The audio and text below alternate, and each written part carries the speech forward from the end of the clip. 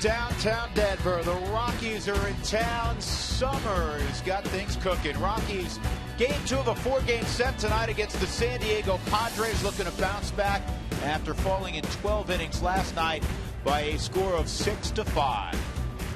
And we welcome you upstairs to our little home during the summer with Jeff Houston. I'm Drew Goodman. Glad, of course, that you are along with us tonight. Rockies this evening will send Jorge De La Rosa to the mound against Edinson Volquez for the San Diego Padres. And when De La Rosa has the baseball this year, it has been a very good thing. Well, it has. He's 7-3 on the season, and right now he is the Rockies' best starter. He's their #1 guy. You need him out there. His 13th appearance leads the Rockies, but during the month of May, 4-0 with the 2.08 ERA, and he was just phenomenal. And mixing in all 4 of his pitches, fastball, slider, changeup, and curveball.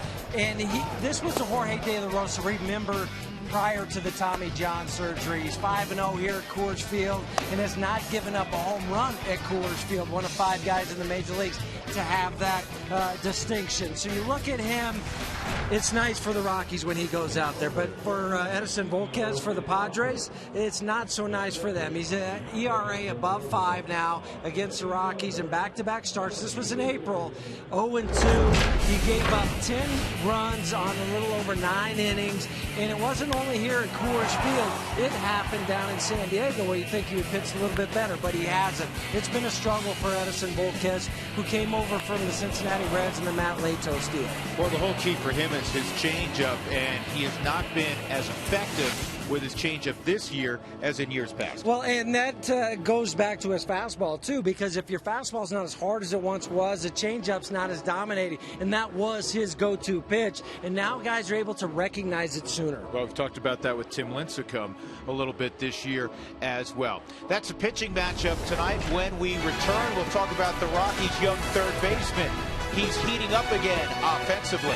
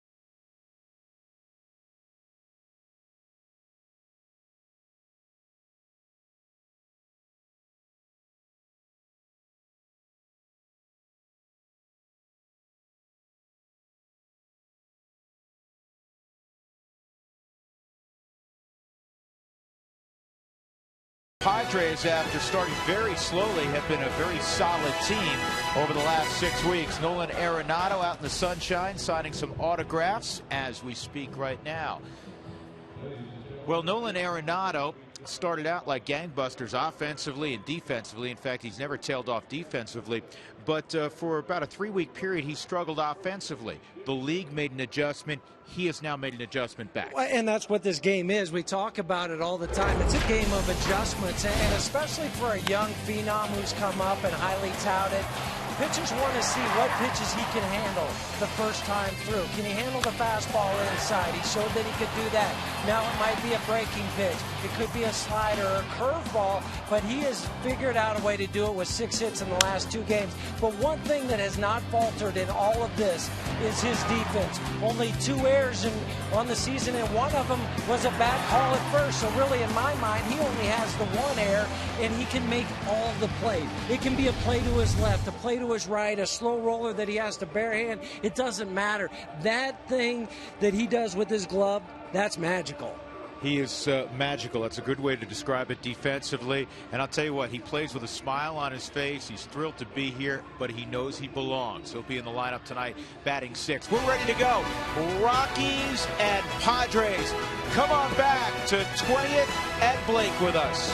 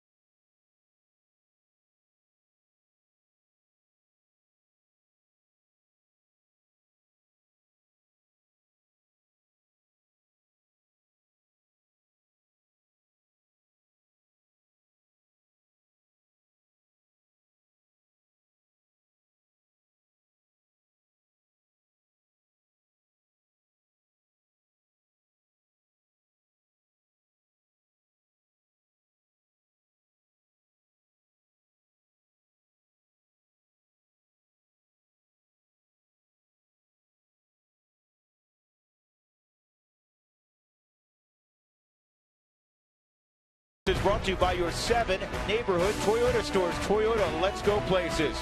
By King Soopers, more value for the way you live. And by Southwest Airlines. Find our fares online only at southwest.com. That's a big snow cone.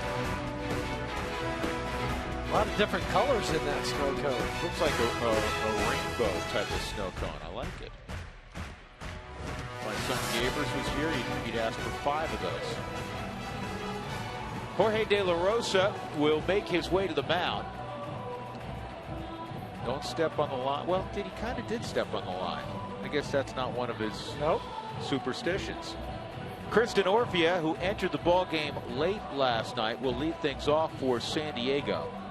Tough out. He's hitting .294 and on-base percentage above .350. Here's Bud Black's Southwest batting order.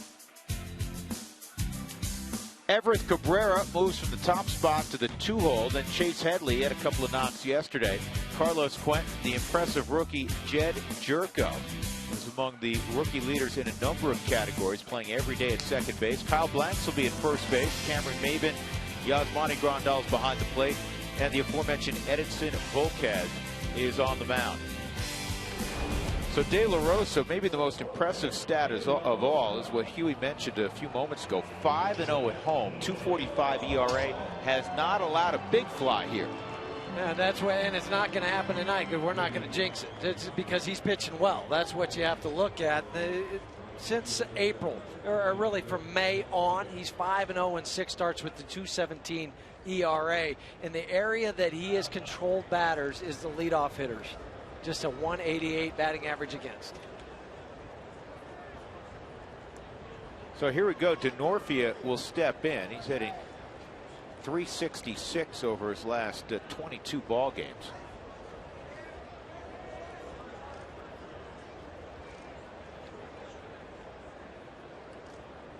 Crowd still gathering on a Friday night. The first pitch of the ball game is a fastball up and away, ball 1. DeNorfia 2 for 10 lifetime against De La Rosa. Jorge 5-1 against the Padres. And that pitch is right there. Jorvik Torrealba, you can tell stylistically, is behind the plate. Different color gear. Yeah. Than Willeen.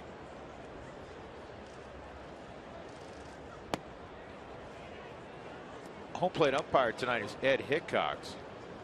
Jim Joyce is the crew chief. Jim's at first. Corey Blazer is at second base. And Jeff Nelson at third. Ed Hickox is working with a cast on his right wrist. Broken bat roller to short. And Tulowitzki gets rid of it in a hurry. And that 188 average against leadoff hitters will go down a little bit more. Here's what's on the menu for Jorge De La Rosa, brought to you by McDonald's. Quench your thirst at McDonald's, where any size soft drink or sweet tea is just $1. I'm loving it. Huey? Well, and the fastball for De La Rosa at 91.2. That was up about a mile an hour harder than it was when he came back from Tommy John surgery last year. So that is a good sign that he's feeling it in his arm. The other numbers that are increasing is the usage of the changeup and the slider. Early on in the season, it was much lower. Now it's getting higher and higher each outing. Cabrera from the right side has been tearing up the league. He's hitting .373. That's the best batting average against left-handed pitching in the National League. And last night he threw out a double in the first inning. He added a single later on and also stole another base. He's hitting 7 straight. Well, and that's why Bud Black put him in the number 2 hole tonight and had DeNorfia leading off. He had the right-handed hitter, but he liked the ability of the switch hitter in Cabrera and then Chase Headley to have switch hitters so he could decide later on in the game how he wanted to play it.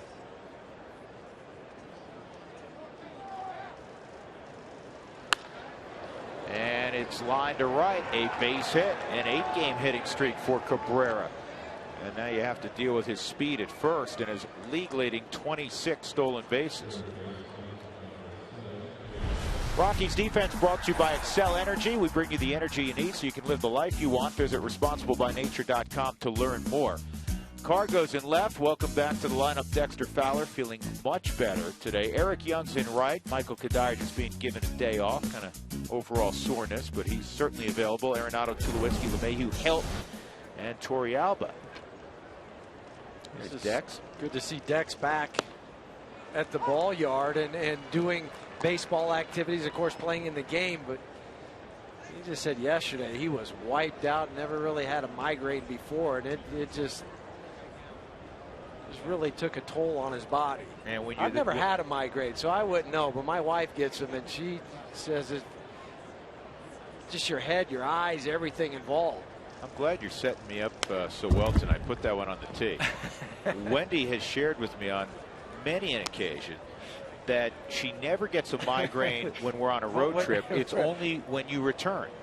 Common denominator, I'm not sure. I'm just saying. It is my job to disseminate information. I appreciate and I try that. to be accurate. And very accurate you are.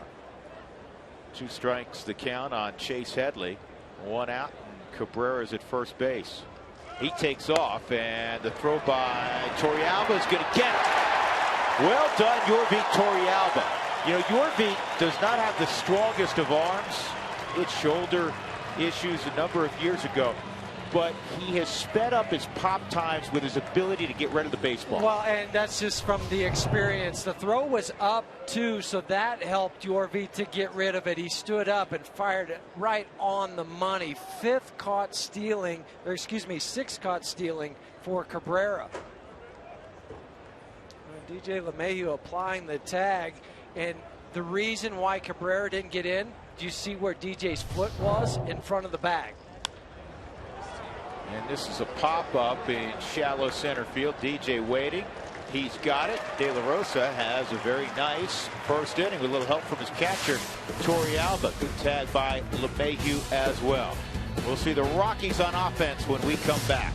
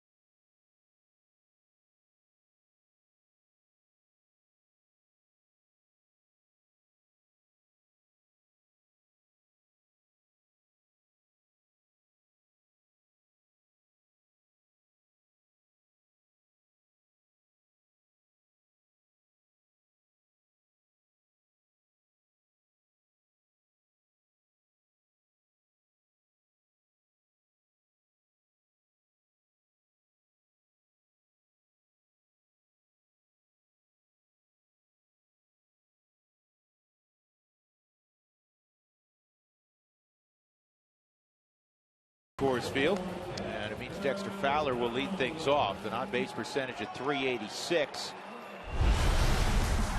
And here's the Southwest batting order. Walt Weiss has changed some things up. Normally, when EY's in the lineup with Dexter, he'll have EY lead off. He's flipped them tonight. He's got Dexter at the top spot. EY will bat second, then Cargo and Tulo. Helton will bat fifth. Arenado, fifth among rookies with his 10 doubles. He had 2 last night. DJ LeMahieu will bat seventh. Torrealba eighth in front of De La Rosa. And Edinson Volquez, 29-year-old, making his 13th start. Well, and not good numbers, whether it be at Petco or out on the road. At home, 2-3 with the .573. Out on the road, 2-2 with the .498. The 31 walks that he has is tied for 4th most in the National League. He trails his teammate, Jason Marquis, who has 38. This ball's tatered deep center field. Fowler has hit it off the very top of the wall, and it kicks a long way from Maben. Dexter with a cruise triple. His second of the year. He came within, we'll see it again, it looks like less than a foot from hitting it out in the deepest portion of Coors Field. It's about .424 to that corner. Well, welcome back, Dexter Fowler. Mike Shaw Subaru Supermo gives you a great look at where that pitch was, belt high, and he gets turned on it. It came within a foot of going out, but also just a little bit away from Cameron Maben, and Dexter would have had an inside the park home run. No, it's not a bad play right here. Bunt. But just bring it with you, take it down the first baseline. Well, he's thinking the same way, and this isn't going to work out though. He didn't get it away from Volquez enough, and EY is going to get the second. He needed to avoid Volquez more than he did, but I like the idea. Fowler is out on the rundown. It's the right idea, just bad execution. You talk about taking it to first. He tried to slap it by Volquez. Dexter saw the bunt down. He was going. He read it like you would as a base runner coming down third base. And then he stayed on the rundown long enough, allowing EY to get to second base.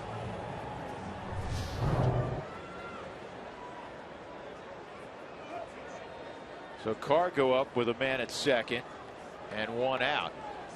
Cargo 7 for his last 14 in his matchups with Volquez. Funny game baseball, as we chatted about late last night. The night before in Cincinnati, the combination of Carlos Gonzalez and Troy Tulowitzki hit 5 home runs and drove in 9. Last night, they were combined 0 for 11. A couple strikeouts. Which means look out tonight, Edinson Volquez. Off the plate, ball 1. That's baseball, folks. 8 for 10. They're ready to give you a parade. And last night, they were the only 2 guys in the Rockies lineup who didn't have a hit. Yeah, go figure. It's a strange oddity of baseball. People say, well, they did it the night before. Why can't they do it the next day? The pitcher has something to do with that. 2-0 count. Cargo 8 for 17 lifetime against Volquez.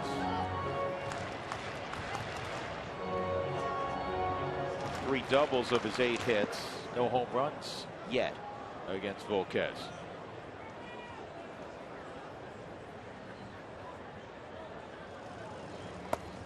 And it's 3-0. And that last pitch from Volquez was a changeup. One of the 3 pitches that he throws. Fastball at 92 miles an hour, curveball, and the changeup. And you mentioned it earlier, Drew, the changeup has been bad. Batters are hitting 279 off the changeup this year. Well, to give you an idea, 2 years ago, or last year, they hit 205 against his changeup. 2 years ago, 179. 3-0, and it's a 4-pitch free pass for Carlos Gonzalez. Look at how much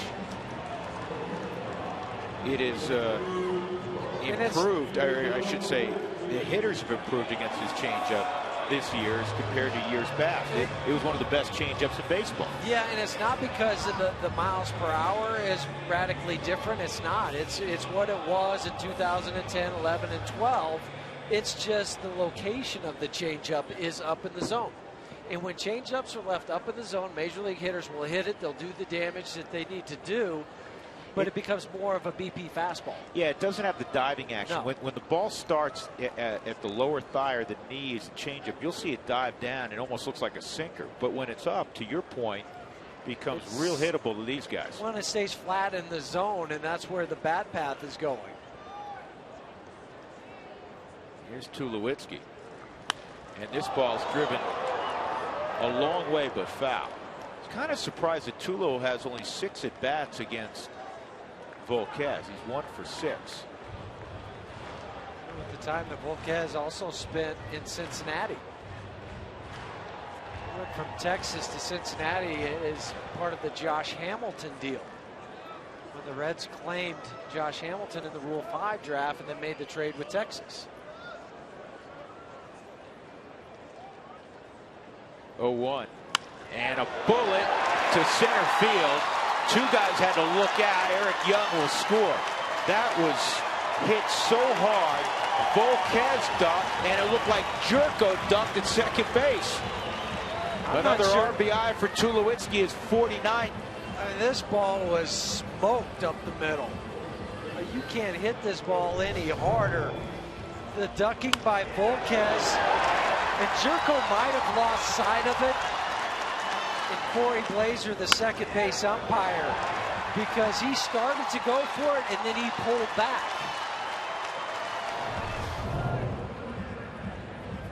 So Troy just continues to tear it up with runners in scoring position.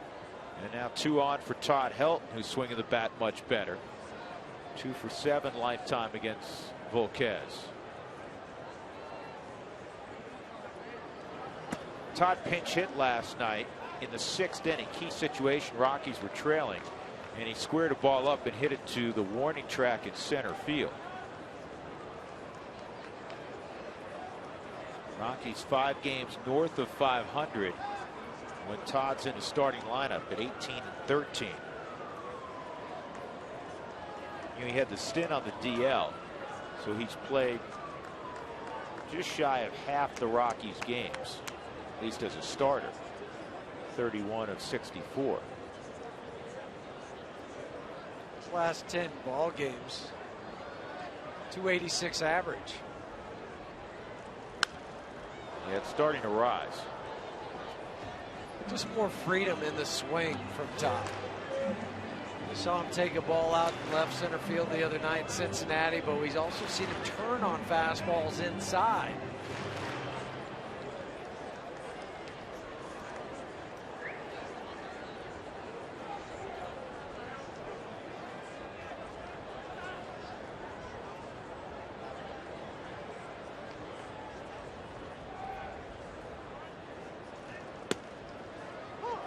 That's in there, 1-2. That's a good changeup.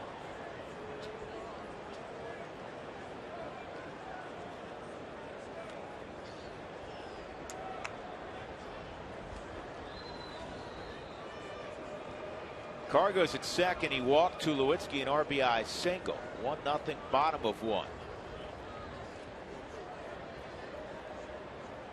And Todd drives his ball to deep right field. This is up, and off the wall. And it ricochets back towards second base. And Tulowitzki will jog home. Helton with yet another double, make it 3-0 Colorado. And for Todd, his 574th double. We've seen 2 balls almost hit out tonight. First Dexter Fowler, now Todd Helton. It's the changeup, the pitch we talked about from Volquez that is not doing what it has done in previous years, and Todd makes him pay off the auxiliary scoreboard in right field. If that ball is 2 or 3 feet to the left, it's a 3-run home run for Todd. And now here's Nolan Arenado. The Rockies with a single, double, and triple here in the 1st inning. Footnote to last night's 6-5 loss. The Rockies had 6 doubles last night. Nolan had 2 of them.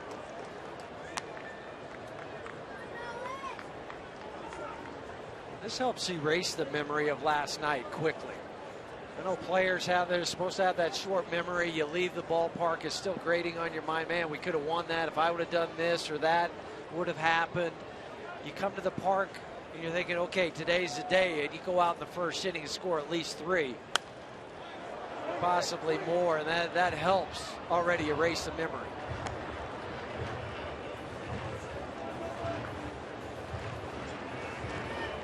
Plus, it puts in the memory bank of Volquez. I haven't been good this year against the Rockies. 0-2 with an ERA over 9. Yeah, and it's getting worse. Yeah, whether it's Coors Field or Petco. Todd's 574th double ties Hall of Famer Charlie Gehringer for 20th on the all-time list. Think about that for a moment. Inside, it's 2-1.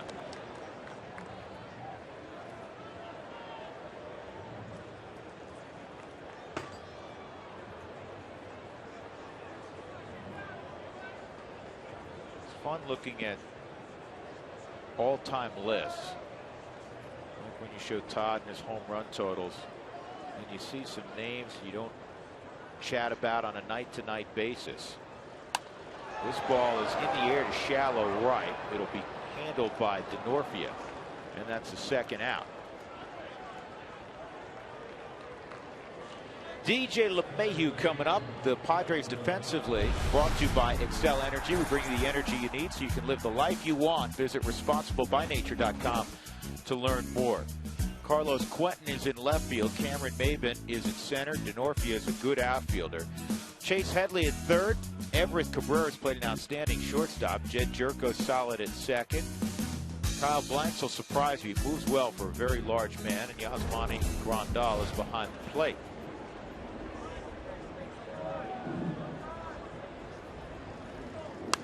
LeMahieu slices this one foul.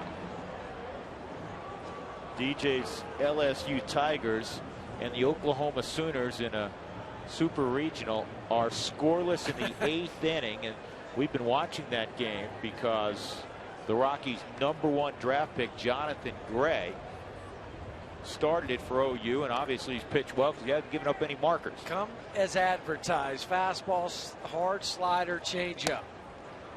And we've been watching it. His fastball's 93 to 96, 97 miles an hour, and a hard biting slider that you can tell is going to play at any level, whether it's college or the big leagues. And the one thing that was interesting to see is he'll sink it too. He'll throw a 2-seam fastball in the low 90s. 2 balls and a strike.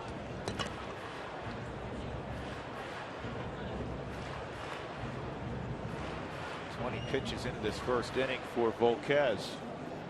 So important that the Rockies obviously scored 3, but you start with a triple and then Ewy's bunt. He couldn't get it past Volquez. And had you not scored in the first inning after a leadoff triple, it just gets in your craw a little bit. It does. But now that you've scored, the Rockies are 27-10 when they score first. But you never want to waste a leadoff triple because they score almost 88% of the time. Yep, 87.5% of the time. And that memory. happened last night with Will Venable. He had a leadoff triple, and the Rockies kept the Padres from scoring. 2-1. And LeMahieu hits it on the ground to Jerko. Good start for Colorado offensively. Tulowitzki a single, a drive and a run, and then Todd Helton a booming double. The Duels did stay in the yard.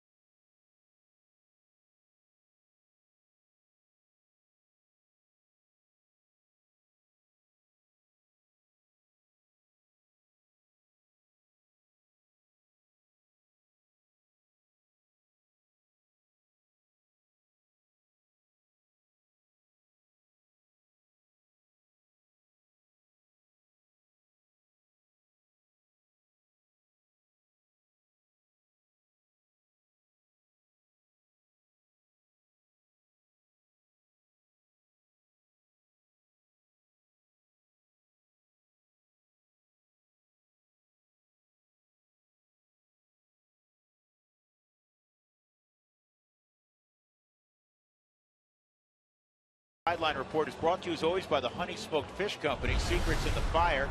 It's a ready-to-eat superfood. Jenny, you knew that, though, didn't you? I did. And Drew, we are ready for Fan Friday. It happens every single Friday, especially when we're home here at Coors Field. We get a chance to share your tweets. So that's what we're going to do right now. I got one. We're going to start with the Colorado Rockies. They tweeted today that it was a great day with the Boys and Girls Club of Metro Denver because we had a clinic. And here's the picture of all the people at the clinic. There's one Jeff Houston right about there. I'm not sure if you can make that out, but he was out there helping the kids today. And in fact, we were all out there emceeing the event. Kids brought their gloves. They had a great time. Jordan Pacheco, he was teaching everyone how to knock one out of the park on that tee. Mark Stout brings his red glove every year. And, of course, the kids, they learned different drills. Very important. Learned run. They were doing some throwing with Matt Belisle, hitting out the tee with Todd Helton. I mean, honestly, guys, I think the reason why Todd got that double in the first inning is because he had a little extra work this morning. He came to work on the tee, you know, got some tee work in. That's right, some morning tee work with the kids. Great to see Todd out there. Pacheco was out there. Huey standing up. I saw you got in the back row this year. I did. Finally. Yeah, finally. Usually cross-legged in front. Like the old Bat Boys style. I never made it past the first row. It was fun. What a neat event. This was 7th or 8th year doing it, and just the joy on the kids' face when they're out there with the big leaguers and just playing a game of catch. It is pretty neat. And Stout, we got to get Stout like Jose Mesa. He needs a purple glove. Here's the 2-1 on Quentin. That's a strike. 2-2. He brings that red glove everywhere, Stout does. Well, that's fine if he's involved with the Philadelphia Phillies. But Yeah, we need to get him a purple glove. He needs a purple glove. Maybe we'll just take it and spray paint it. That's not a bad idea. That's down low 3-2. Quentin is hitting 153 at Petco. Out on the road, he's a 320 hitter. He's hitting 319 his last 20. Jenny, you had something to add to that, I'm sure? Yes, well, I loved Huey's gray glove. That was actually my favorite of the day. But don't forget to tweet us. It's all throughout the broadcast. We're going to get your tweets on the air. We'll answer your questions about baseball, Rockies, anything you want. Tweet us at RootSports_RM, and that's where you'll find us tonight on a Friday. Jenny, what'd you think of that change up there to strike out Quentin? I thought it was awesome. That's how I would describe it. That was an awesome changeup. 1 out, first punch out for De La Rosa. Split the fingers, get the ball back into the fingers, and then throw it like a fastball. And not much Quentin can do from the Mike Shaw Subaru Supermo. He just reached and flailed at that pitch. Here's Jed Jerko. Good curveball.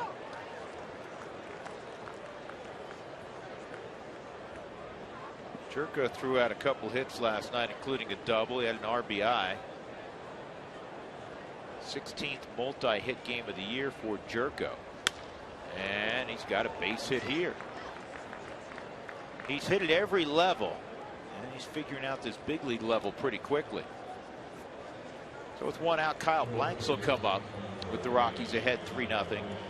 Where will you find your 3 numbers? Text pick 3 to 720-720 for your chance to win great prizes from Root Sports and the Colorado Lottery. During tonight's game, we'll randomly pick 1 winner, and don't forget to visit a Colorado Lottery retailer to play Pick 3, the new game from the Colorado Lottery where 3 lucky numbers are all you need to win. Kyle Blanks had a couple ABs last night. 1 for 2. He had the double that ended up in the 12th inning producing the ultimate game winner. He didn't hit it hard, hit it in the right spot in right center field. Was sent out for a day or two when they were trying to make roster moves and eventually put Yonder Alonso on the DL. And Blanks was down in San Diego. The team was in LA. He had gone back to San Diego to gather some extra clothes to take to the trip down to AAA. And while he was packing, got the phone call to hop on another flight, go to Denver. Yeah, you know, that's smart by Kyle to go get his own stuff, because I don't know how many stores have what he wears just hanging on the at his size, just hanging on the on the rack. Not at the normal stores. He's a big, strong guy from New Mexico, but a great athlete. We talk about his running speed. He's got a good arm. 6'6", 270 pounds. Grew up outside Albuquerque, though he was born in Pennsylvania. It's 3-0. And that's a strike. 3-1.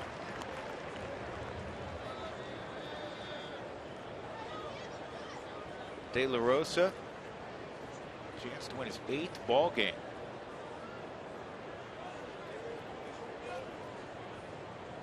Career high 16 back in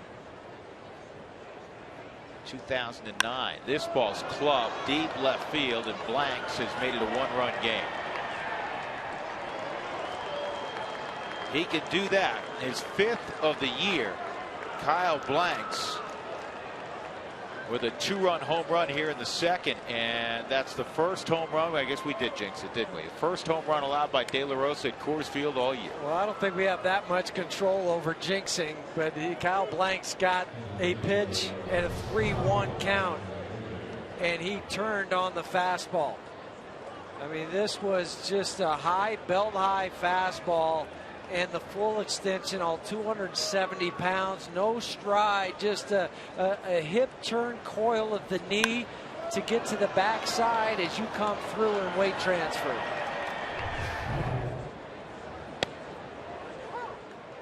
Strike one on Cameron Maben in his return to the lineup last night. He had been on a major league diamond since the first part of April. He was 2 for 5, a couple of RBIs yesterday. And Maben's behind 0-2.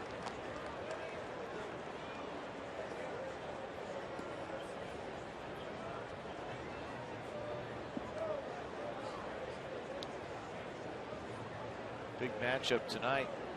A little bit later on in Phoenix, the Giants and Diamondbacks. Diamondbacks leading the division by 2.5 over both the Rockies and Giants. And Kane and Corbin. That's a heck of a matchup.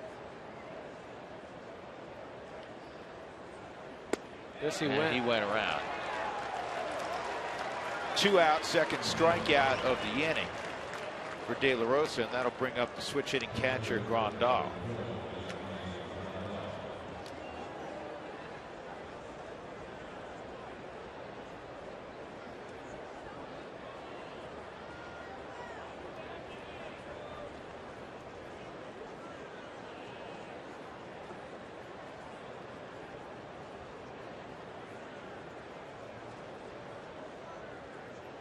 And Grandal takes a breaking ball for a strike. Second breaking pitch, curveball for De La Rosa, the get me over curveball type. Pitchers like to use that on a 0-0 count. Hitters aren't looking for that.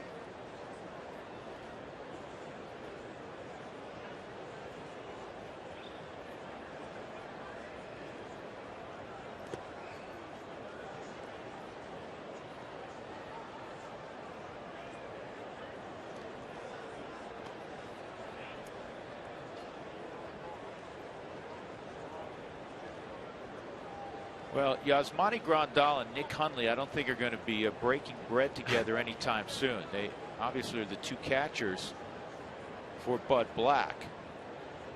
But Grandal's coming off being suspended for 50 games. That's a strike. And last year, Grandal hit close to 300 in a short time. Nick Hundley was asked about Grandal's return last month on May the 8th. And his response to a San Diego Union Tribune reporter, and Nick Hundley's one of the nicest guys you'll meet. This is in the air to center field and misread initially by Dexter. In fact, I don't know if he ever saw it. And Grandal's going to have himself a double. But Nick Hundley said, you want to talk about a guy who is unproven and had a good couple of months on steroids, go ahead. I've got a job to do. That was Nick Hundley talking about his teammate Yasmani Grandal, and that's a month ago to the day. And here's the quote. Well, so you can read it again if you'd like. And Hundley was the starting catcher, and then Grandal comes up and takes his job. So from Nick Hundley's perspective, I understand what he's saying. And until the game, I mean, I think the game has done a better job of trying to police itself and clean the game up, because that's what you need. Baseball players playing the game clean. Well, there's a number of things that will be mentioned, positive things, on Bud Selig's watch as commissioner. And I think if Bud Selig could write his legacy right now, what he would like to have number 1 on that list, deep short, and what a beautiful play by Troy Tulowitzki to throw out Edinson Volquez. 2-run home run by Blanks. makes it a 3-2 game. To finish the thought very quickly, I think Bud Selig would like to say he cleaned up the PED issue in the sport.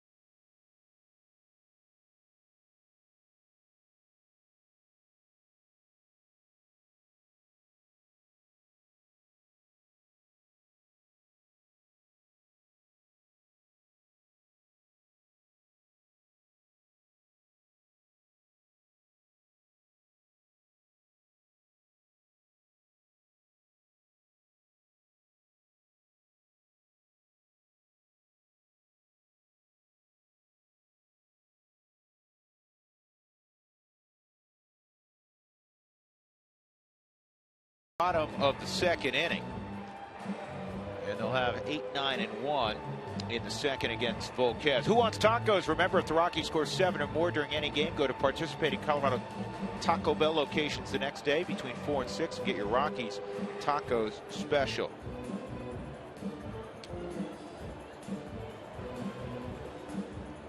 Yorvi Torrealba will lead things off. You know, we were finishing that conversation on Grandal coming back after a 50-game suspension, and you told me during the break that you kind of reiterated you have no issue with what Nick Hundley said. No, because the players need to clean up what they want to clean up, and as you're right, Bud Selig has done a nice job in the Players Association implementing this policy. Does it have room to grow and get better? Sure it does, but if I'm sitting in Nick Hundley's shoes and I've lost my job because somebody else took something performance enhancing, I would be mad. And it did happen during my career during that whole steroid era where guys were putting up numbers where you're saying, wow, how did that happen? So I know the feeling that Nick Hundley has and is going through. And it should be noted that that comment came on May the 8th, so it was well before Grandal was eligible to come back. He didn't come back till May 28th. So a full 3 weeks. 1-0 on Torrealba. This is a bouncing ball to second. One out, that'll bring up De La Rosa.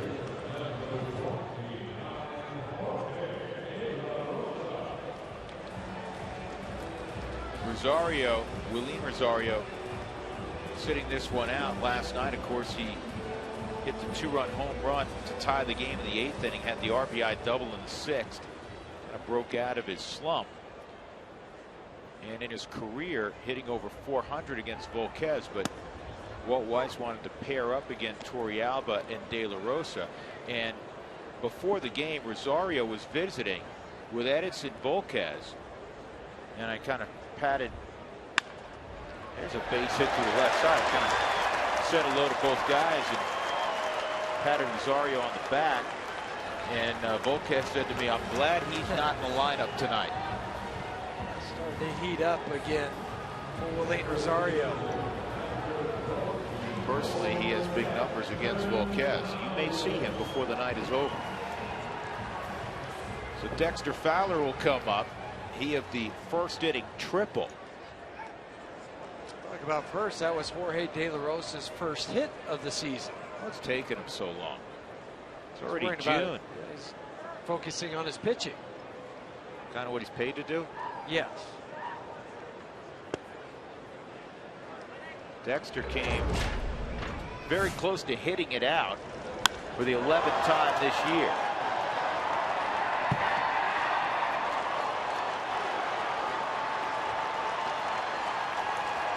He still does that. I don't know if I've ever seen anybody else do that.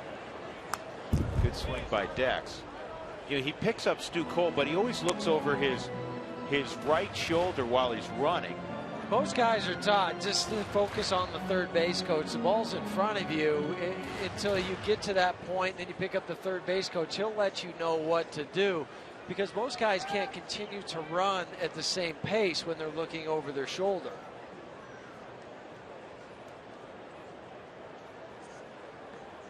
And Dex pushes a bunt. Volquez gets off the mound and safe at first base on a close play.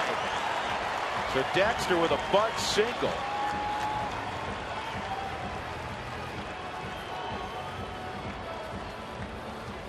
First and second for Eric Young. And Dexter's worked more on his bunting this spring, and it's paid off during the season. To drop a bunt down the third base line, you catch it off the end of the bat. Volquez jumps on this in one motion, throws to first. Save call by Jim Joyce. I'll tell you what, Volquez has really hopped off the mound. Yeah, I mean, it didn't even look like it was going to be that close when he laid the bunt down. He's out. And he was out. And he was out. About the same distance as the call last night. Now the Rockies catch a break. EY at the plate. And a little comebacker grab with the bare hand by Volquez. EY scuffling with the bat, 2 for his last 21 at the plate.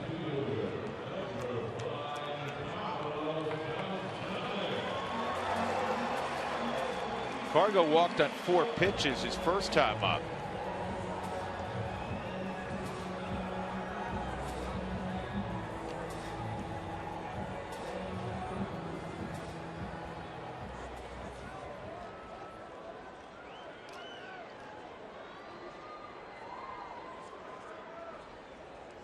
But he could pitch around Cargo in that first inning and set up a force trying to produce a double play. Tulowitzki blew that up with the line single to center, but first base is occupied, so second base right now. Inside, ball 1 on Cargo. As we showed you in his first at bat, great numbers against Volquez, 8 for 17 lifetime. But that's the beauty of having these two guys back to back who've driven in a combined 91 runs. Troy with his 49th tonight. Lock in your games this summer with the Summer 6-Pack. Pick any 6 games, including fireworks and Red Sox, and get up to 40% off. Last night, Huey Cargo was 0 for 6. Just the second time in his career he's had an 0 for 9 of at least 6. The other time in Pittsburgh on April 8th, 2011, he went 0 for 7. But that's what makes the first at bat for me tonight, where he took the walk, impressive. Because hitters go 0 for 6. What's her natural inclination? I want to get a hit. This first at bat, first pitch. And he takes the walk. He's really good at putting to bed the night before. Here's the 1-1. Pulled down the line, extra bases. Cargo will score Dexter. EY will score easily. Cargo may get 3 bags out of this. Here he goes to third, throw, won't get it.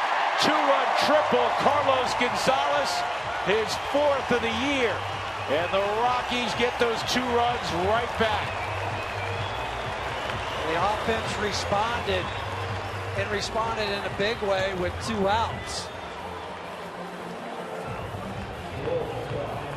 Carlos Gonzalez can take different pitches and hit them in different spots. That time it was a ball that you had to reach for, but it was not far enough away from him where he thought he should take it to left field. He hooks it down the first baseline, crawls into the corner. Denorfia picks it up, and Cargo is running the whole way, and you get the 2 runs back, and then back to a 3-run lead. Here's Tulowitzki. And if we get a moment, I want to lead you to something mechanical about Cargo's beautiful swing. Look at, ooh, man. And walking out casually is Ed Hickox. Did he give a warning or no? Not that I have seen yet.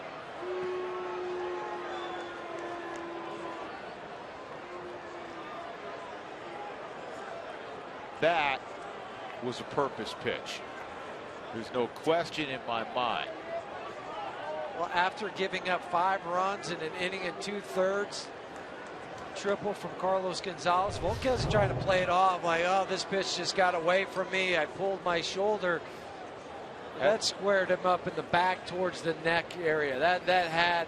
There's no question that was with intent. I mean, they had set up inside.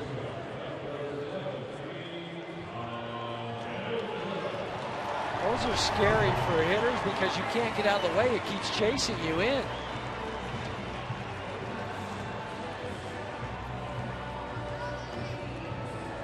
Now make him pay again with the bat, Todd Helton.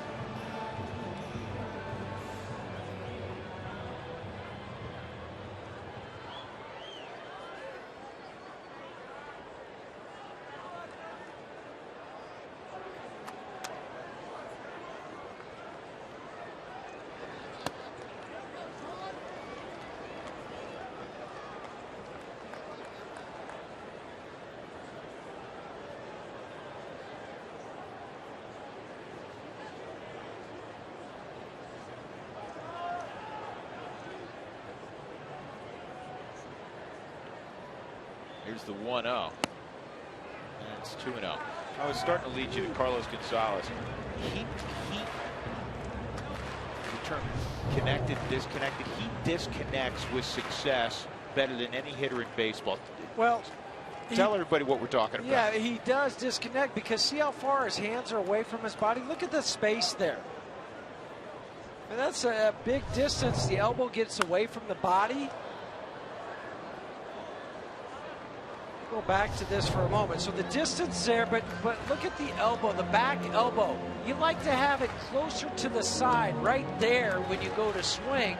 But Carlos Gonzalez is so good at being able to stay on plane with that bat, even being disconnected or his hands far away from his body. And hit the ball with power. Usually when you're that far disconnected, you're going to lose a lot of pop. And he hit the ball to left field the other night in Cincinnati in his first at bat on that same swing. 2-1. Helton drives it to center field. And Cargo will trot home with the Rockies' 6th run. An appropriate response. As Troy Tulowitzki, I'm sure, was as happy as Todd was with that swing. Well, the swing and the result. 2 things. The swing from Todd is beautiful, but 2, it goes over the head of Volquez. That's, to me, where Troy's saying, thank you, Todd. Hit it right back up the middle, right over the top of his head. Get the run in, but also send a message. Make him duck.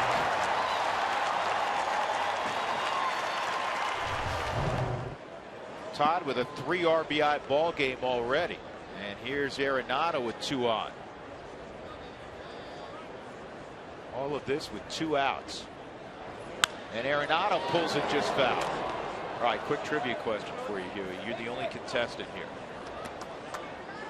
Todd Helton is 2nd all-time in hits against the San Diego Padres with 281. Who's first? Who's he chasing? How many does he have? He is 11 shy of this individual. Is he in the Hall of Fame? No, he's not in the Hall of Fame. You gave it away with that one. I had to ask you, Pete Rose. Pete Rose. I was trying to be casual with that. 0-2 on Arenado. Pete Rose with 292. Then Todd with 281. Barry Bonds at 275 hits against the Padres. Then a guy out who used to be in his division before '97, Dale Murphy, and another former Red, Dave Concepcion. What a great shortstop he was. Walt was talking about Dave Concepcion in the dugout a couple days ago. Walt Weiss, because he was trying to say, well, who was your idol or who'd you look up to growing up? And Davey Concepcion was one of the shortstops. This is poked to right center field. It'll drop. Tulowitzki will score. Helton's going to go first to third. Nolan Arenado with an RBI hit. And it's a 7-2 ball game here in the second. We've got tacos already.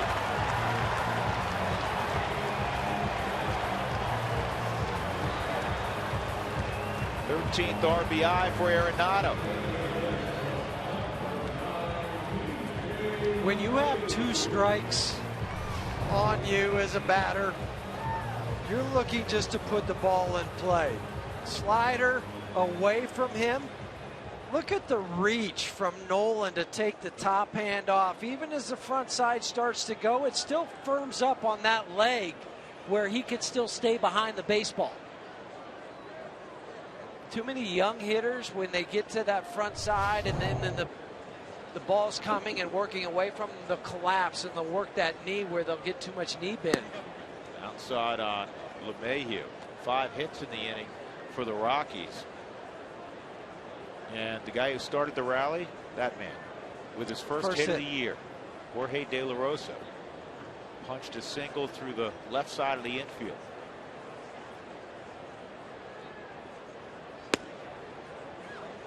Once again, we've got tacos tomorrow. The Rockies with 7 runs. Don't forget to go to your participating Taco Bell locations between 4 and 6 to get your Rockies taco special. Feed your Rockies fever only at Taco Bell.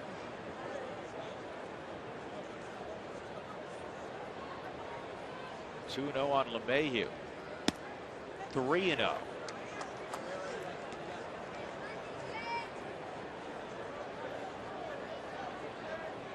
That Southwest Airlines spot. You want to fly out of town, get me out of here? That's what Volquez feels like right now. Make him pay for any mistake that he's thrown tonight. Also with the hit batter and Troy on the back, and Todd comes through to drive him in, and then Nolan follows suit.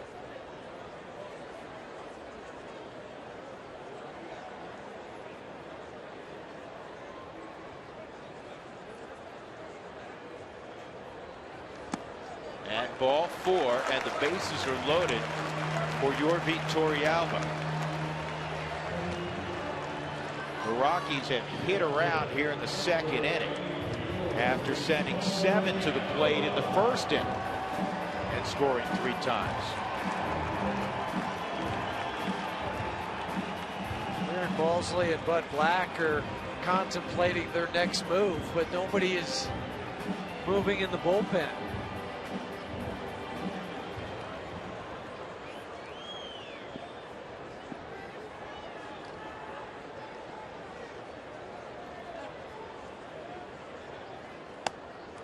High ball 1 on Torrealba. It's a final now at Baton Rouge at the Super Regional. Best out of 3 between LSU and the University of Oklahoma. Jonathan Gray and the Sooners lose 2-0. And Gray had a shutout going into the 8th inning. He ends up giving up a couple runs on 5 hits and 7 1/3. That was the final, 2-0. Gray struck out 9. OU got 2 hit in that game. Just tells you the good pitching will beat the good hitting any day. 1-0, and this could be a problem. Headley on the move. He didn't get it. Torrealba leg hit. Helton scores. It is 8-2. Good hustle up the line by Torrealba. He smelled a hit in the ribby. 7th RBI of the season for Yorvit. Swinging bunt. Pass Volquez. Chase Headley had to barehand this ball and make the throw, but Yorvit you mentioned, knew he had a chance. He head down the whole way. The stride to reach the bag before the throw. Headley comes and charges. He does nothing wrong, but just Jorvit beat it out. De La Rosa's second AB of the inning. And a good call as the foot was on the bag. Since Tulowitzki was plunked, 4 straight Rockies hitters have reached.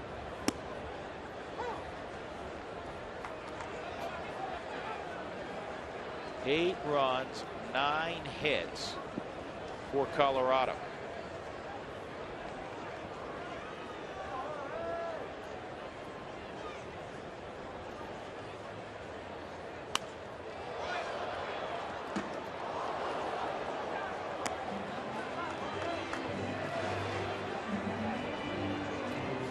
Pitches for Volquez.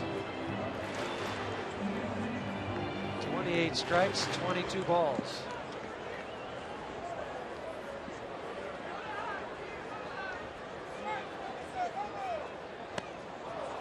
And Volquez strikes out De La Rosa to finally end the inning. The Rockies sent 11 to the plate, and they score 5 runs. They have an 8-2 lead.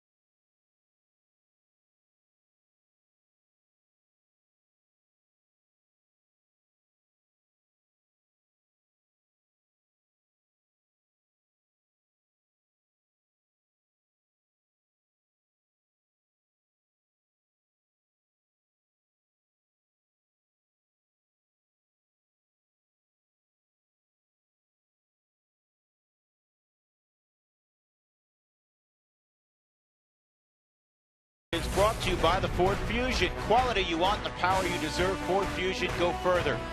By Southwest Airlines, find our fares online only at southwest.com. And by Connect for Health Colorado, when health insurance plans compete, there's only one winner, you. Rockies 8 and the Padres 2. Those look real good. I'll leave it at that.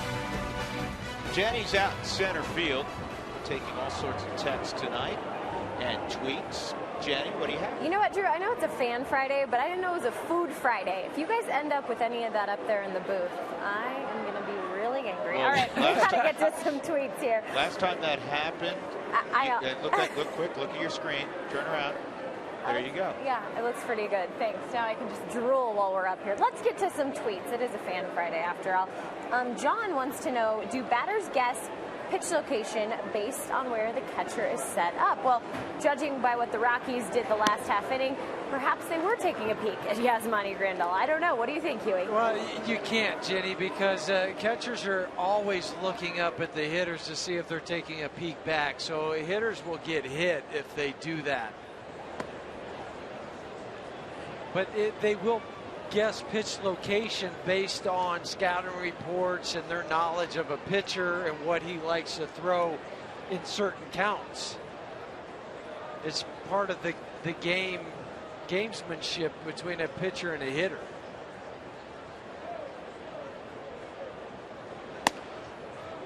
(3-0) on Chris Denorfio leading off in the 3rd inning. This is the last thing you want if you're Jorge De La Rosa. Your team spotted you a 6-run lead, just scored 5 runs. Come out and keep pounding the strike zone and no freebies.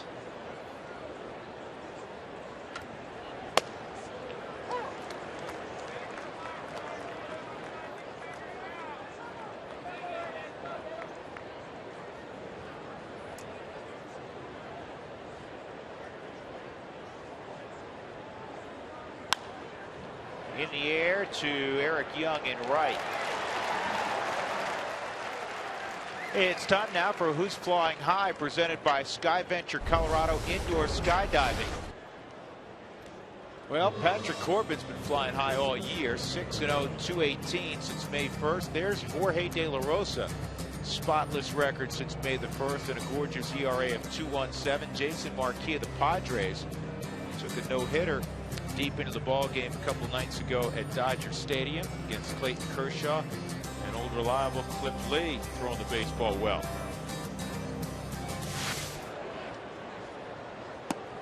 If you've ever dreamed of flying, now's your chance. Visit SkyVentureColorado.com for more information.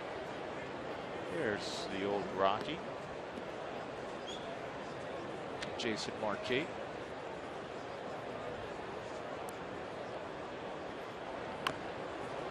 That bunt's going to go foul. Torrealba came out of the chute pretty quickly, and Cabrera will have to come back. It'll be a 1-1 count.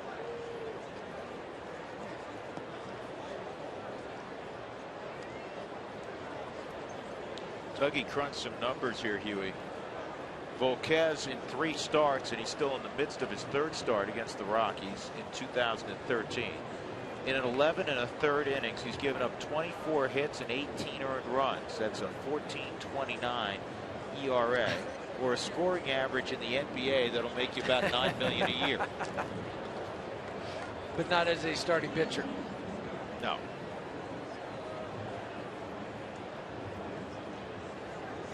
And he'll be looking at the schedule as he moves forward, plotting out days to see if he matches up against the Rockies the rest of the year. They used to call it before the humidor the Coors Field flu.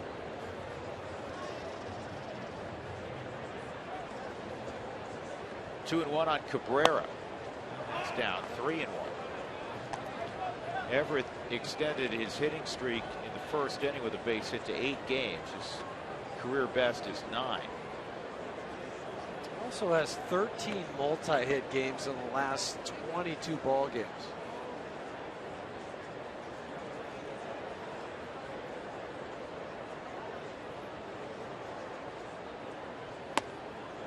Not bad for a career 240 hitter.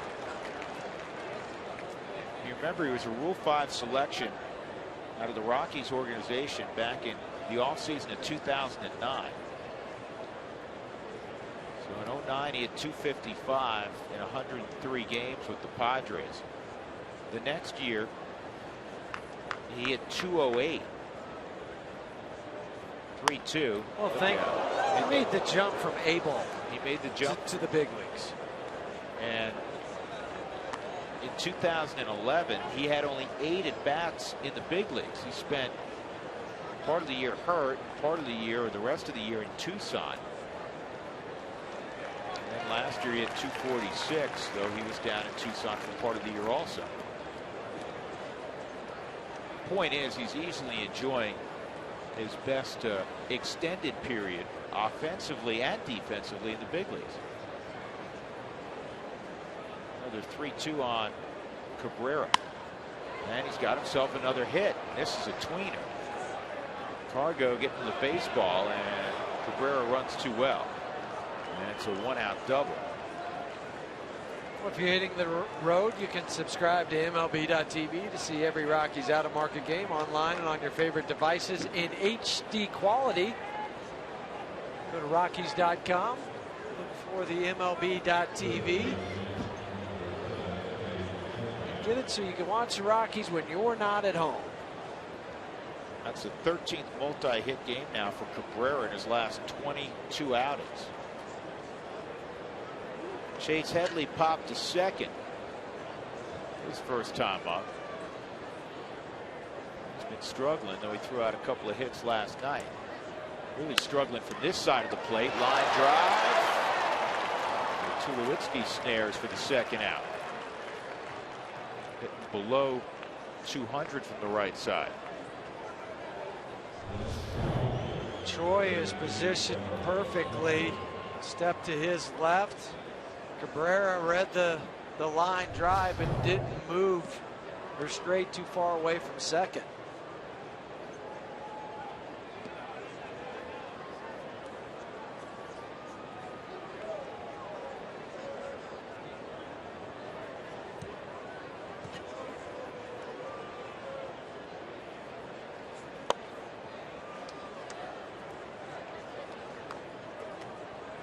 The draft continued, the Rule 4 draft. That's what they call the June amateur draft, which is the one that gets most of the attention. Carlos Quentin with a 1-0 count.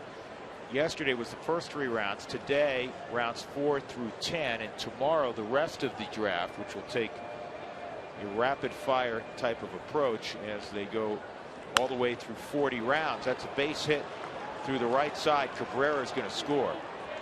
And Quentin makes it an 8-3 ball game with his 19th RBI. A punch single to right for Quentin.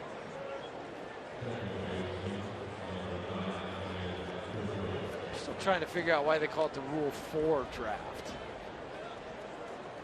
I know the Rule 5 is you pluck a guy that's not on a roster, but you got to keep him on your roster for the whole year. I've never really heard of it as the Rule 4. I know it is, but I just don't know where that comes from. I read it once, and I'm not even going to attempt to try to regurgitate it right now. I think it made my eyes glaze over. Well, that's what I'm thinking. Jed Jerko a single his first time up. And this ball is roped left center field. Now the Rockies got to hustle and keep Quentin from scoring. He does not run well. Cargo gets to the baseball before the wall. That's a great play by Cargo. It saves a run. It saves a run. You also have the strong arm of Carlos Gonzalez and the strong arm of Troy Tulowitzki. So that helps when Glenn Hoffman has decided, does he try to send Carlos Quentin home or not? The 2 pitches to Jed Jerko inside, and he turns on this one. Carlos's momentum takes him to the wall, but it stops before the warning track. And Quentin saying, thank you. I don't want to have to run all the way from first base home. This becomes a real big at bat. Kyle Blanks, a 2-run home run his first time. Those 2 runners in scoring position. Base hit gets San Diego right back in this game. Well, and Blanks is 13 for 30 with runners in scoring position, 433, and he's hit the 2-run home run in the second. De La Rosa. Well, look out, Quentin not super sharp. 3 runs, 7 hits as he works here in the 3rd inning. There's the big fly. Just 5th of the year. And it shows you the strength of Kyle Blanks, because there was no stride, a toe tap, a leg kick, anything involved. It was all hands and upper body.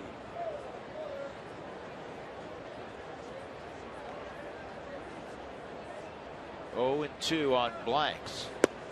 1-2.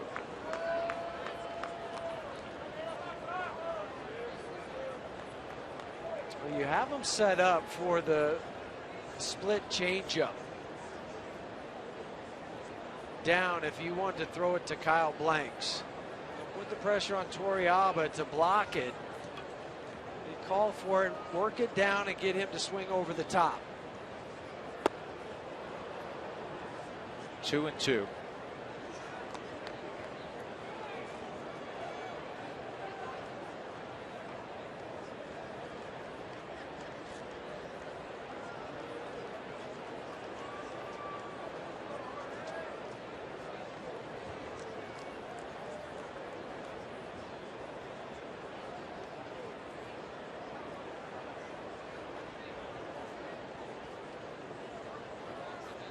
Calling for the slider.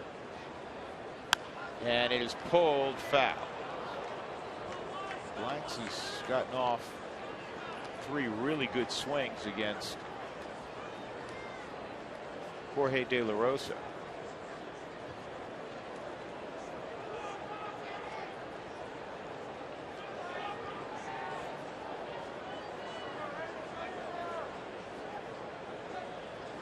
One out double by Cabrera, 2 out single by Quentin, and then Jerko a double. Second and third. And a 2-2 count on Kyle Blanks. Just don't elevate anything to Blanks. Got it. Turned over that changeup, and he strikes out Blanks, and he leaves Quentin and Jerko in scoring position. So a run in the third for the Padres. 8-3 Colorado.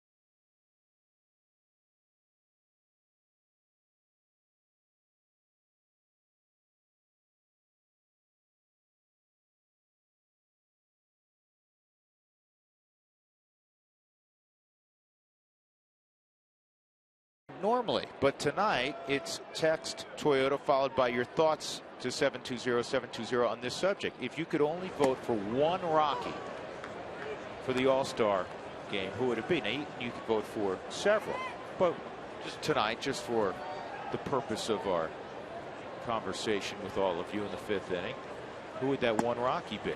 The feeling the names that will appear most prominently. 1-1 count on Dexter. He has swung it well tonight. A triple to deep center field and a bunt single.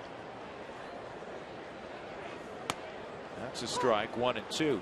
3 in the first, 5 in the second for the Rockies against Edinson Volquez. Yeah, and those 8 runs tie a career high. The first time he did it was in his second career start at Kansas City in 2005. About Dex this year against San Diego. He's now 10 for 26, 4 jacks and 5 RBIs. That's why when you know it must have been bad last night for him not to be able to play. 2-2, and that's a base hit to left. He's amazing in that. I've said this many times, Huey, and you played in the big leagues for more than a decade. All hitters, not some, all hitters get hot and all hitters go through slumps. But his are more pronounced. When he is hot, I mean, he is as hot as anybody in the game, and the converse can be true as well. He had an unbelievable April. The first couple of weeks of May, it was frigid out, and now you can't get him out again. He reminds me in that regard a little bit of Brad Hopp because of the size they are and the moving parts in their swing. It's hard for a guy that is 6'5" as Dexter is to be as short and compact as you would like as a hitter. But he works hard at it every day to try to eliminate some of that And he's back onto the good swing path. Everything about his swing right now is back on track.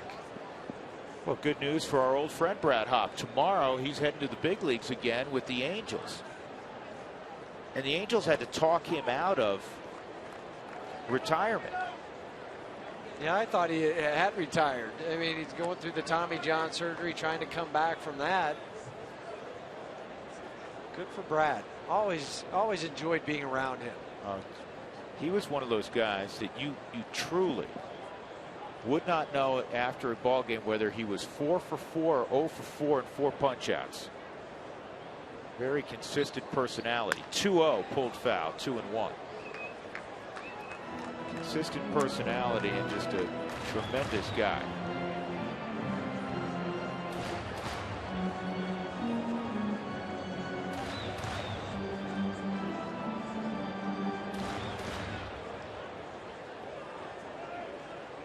If the Rockies start cranking up the offense again here in the third, you got to figure that it will push the hand of Bud Black. I mean, Volquez is his opening day starter. You can't, no, even at Coors Field, you can't let your number one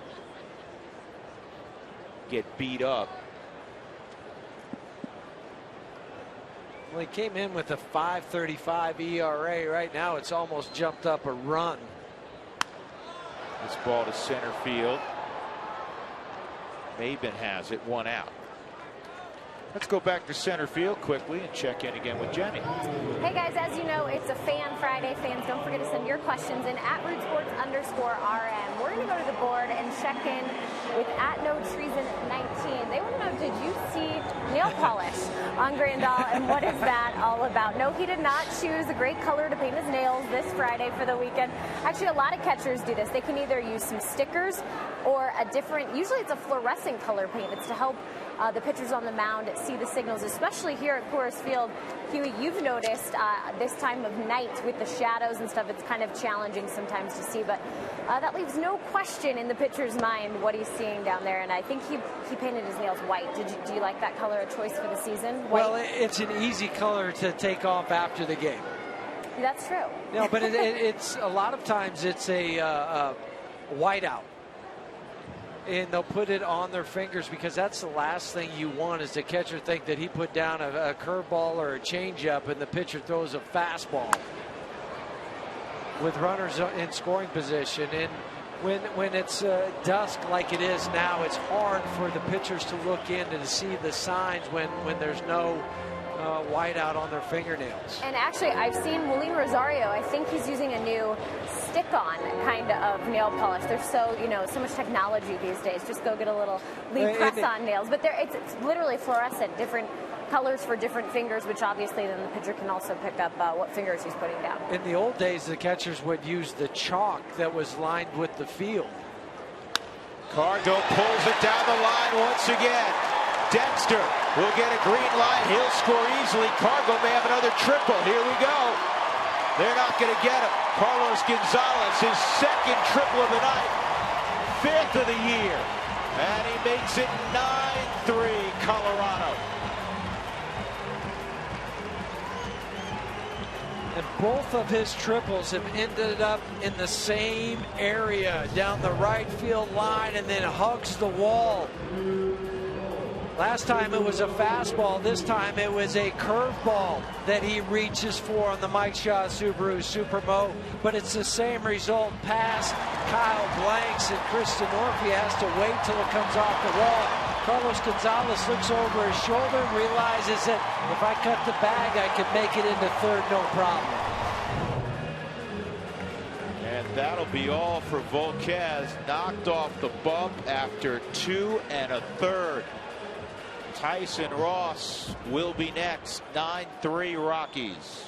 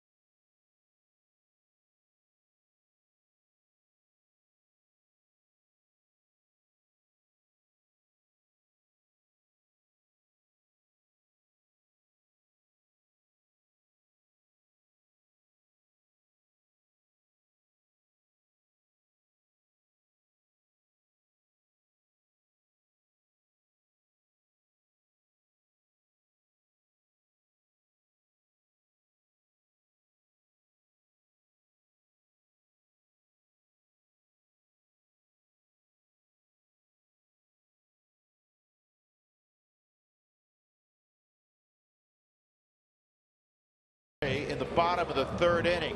And Carlos Gonzalez, it seems about once a week, sometimes twice a week, he sets another record. Well, tonight he's tied a record. He becomes the 18th Rocky to produce 2 triples in a game. The last player to do it was Tyler Colvin, August 1st of last year against the Cardinals. Oh, you are going to make Jenny really, really mad.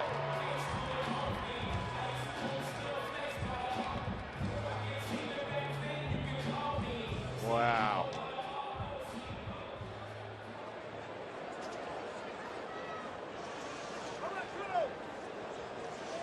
Tulowitzki with the infield in, a runner at third. We'll show you why Jenny's going to be mad in a moment. Tyson Ross has that first pitch fouled off.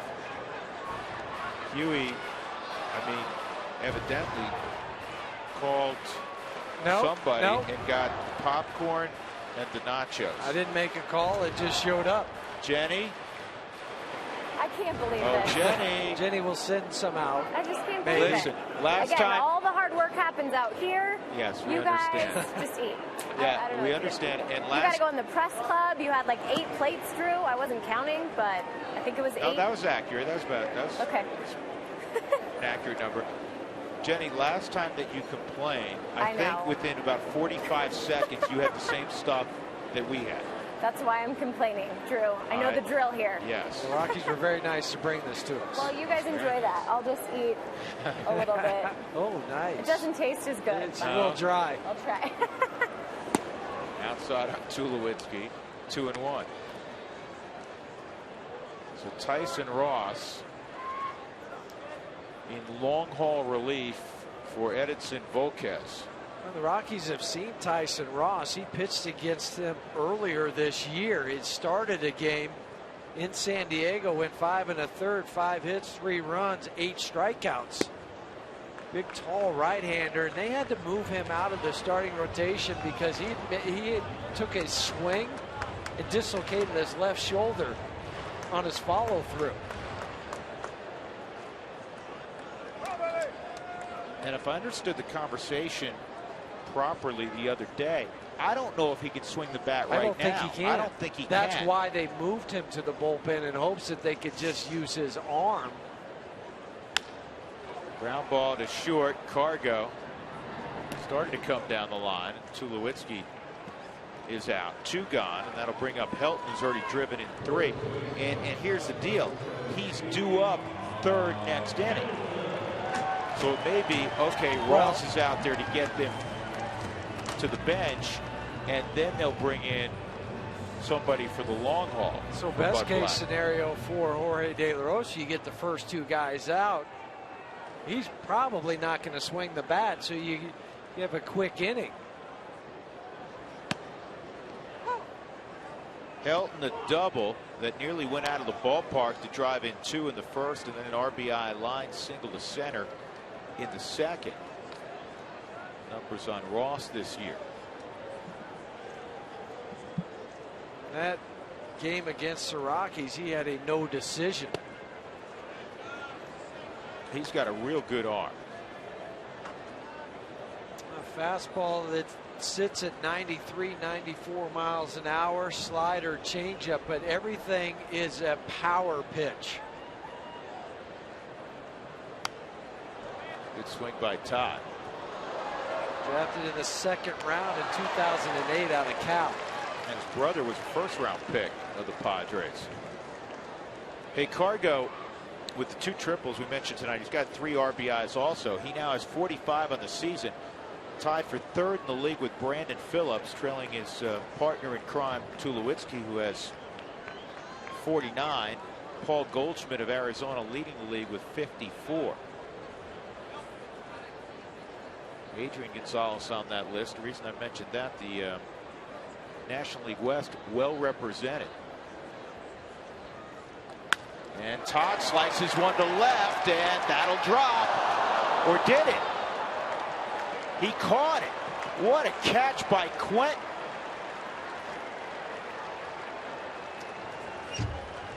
Wow.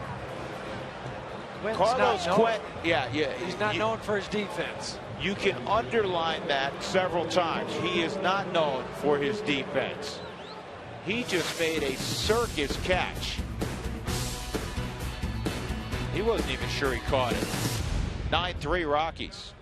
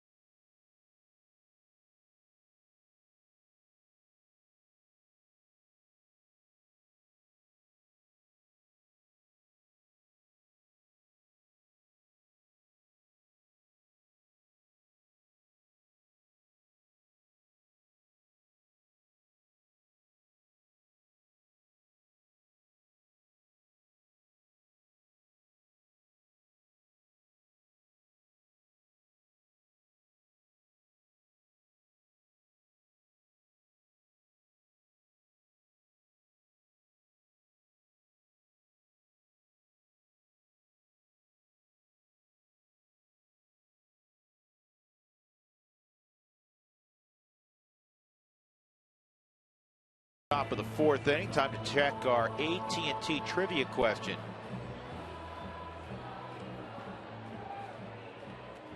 Two Rockies former draft picks are currently playing in the National Football League. Can you name them?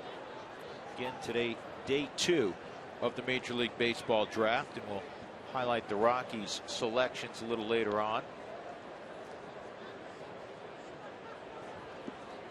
Cameron Maybin out of the 7th spot in the lineup struck out his first time against De La Rosa. De La Rosa needs a quick inning.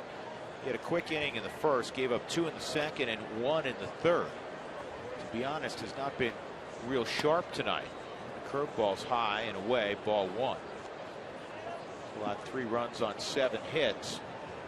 More pitches up than we've seen from Jorge in the last 6 or 7 outings.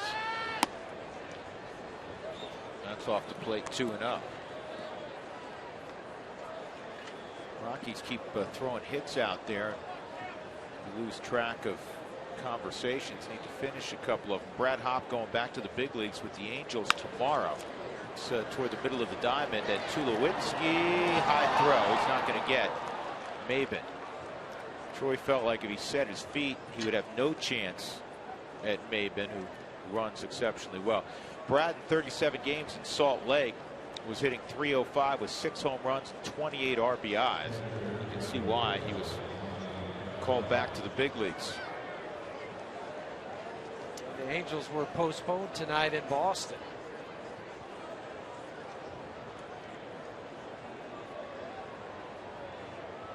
And in his career,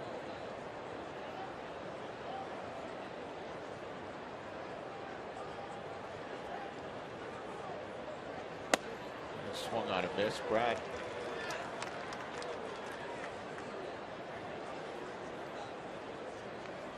I had it right in front of me, and a screen change. Brad has hit 124 big league home runs, driven in just under 500 in his career. Get a chance to add to that total. Career .276 hitter.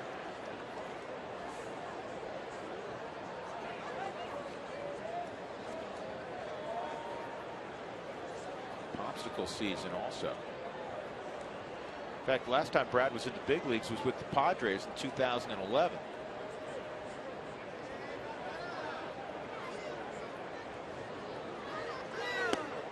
Strike 3 on Grandal. On 3 pitches he's got. 4th strikeout for De La Rosa. And Ross evidently can't swing the bat. He's up at the plate. Here's the Rockies draft picks so far through 2 days. Jonathan Gray, as you know, taken with a 3rd overall pick than Ryan McMahon out of Mater Dei High School in California, who was playing a high school quarterback also. It's fouled off. Maybe he can't swing, but he can bunt.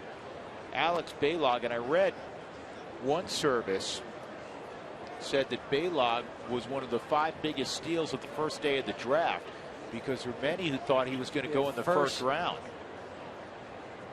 And then the guys taken today, Jordan Patterson out of South Alabama, right fielder with power potential. Blake Schaus has been a two-way player. Show you that list again. And the Rockies see him as a relief pitcher. Pretty good offensive player too at Middle Georgia. And he's signed to go to, I think, the University of Georgia. If he's not signed by the Rockies. Connor Wade on that list led U of A to the national championship 2 years ago. Rockies have had success with Bradley products. They have one out in the bullpen right now in Rob Scahill. And Patrick Valleca. Valleca's a brother of, who am I thinking of? Valleca's shortstop at UCLA is Chris Valleca's brother.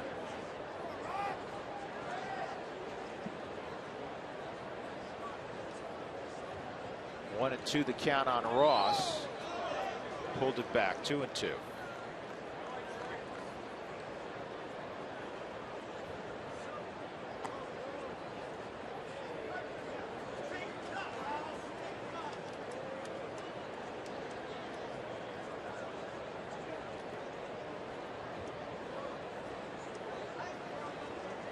My brothers Matt and Chris both play.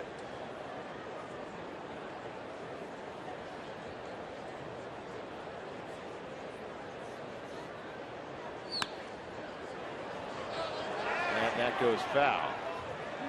And Ross is gone. Strikeout number 5.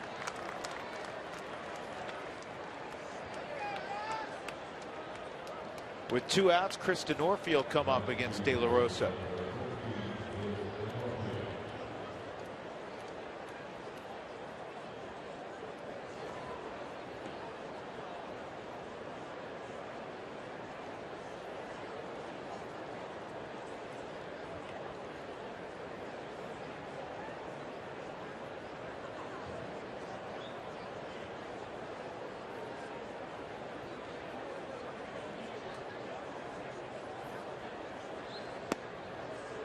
Back to center field, and Jenny Kavnar.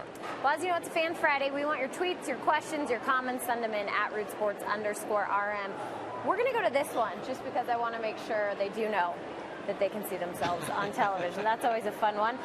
We also have at EU Rockies. Salute from Europe. You guys are great. We appreciate that. There's actually a Rockies fan club in Europe. So to all those in Europe watching the Rockies, thank you very much. We appreciate it. The Rockies on top of the Padres 9-3. We'll get you back on the other side.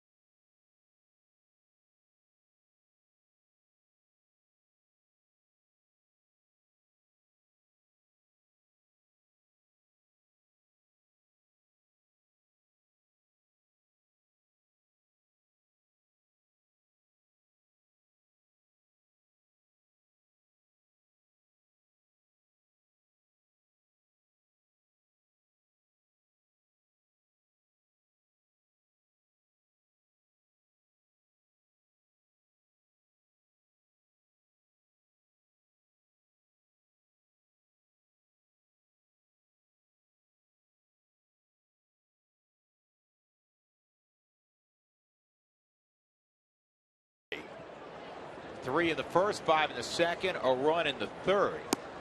And Tyson Ross, who replaced Edinson Volquez to record the final 2 outs in the third, misses ball 1 on the 6-hole hitter Nolan Arenado. Nolan an RBI single in the second. And Arenado hits it in the air to Denorfia. 1 out. Tonight's Cold Hard Fact is brought to you by Frost Brewed Coors Light. And here's our Cold Hard Fact. The lowest drafted and signed Rocky to make the big leagues was Darren Clark, right-handed pitcher. 35th round in 2000, and he pitched in a couple of games with the Rockies in 2007. Battled some injuries. He had a big arm. I remember Darren. And if memory serves me right, I'm sure Doug will double check this. I think he went to the University of South Florida. I know he was from Florida. Does that narrow it down?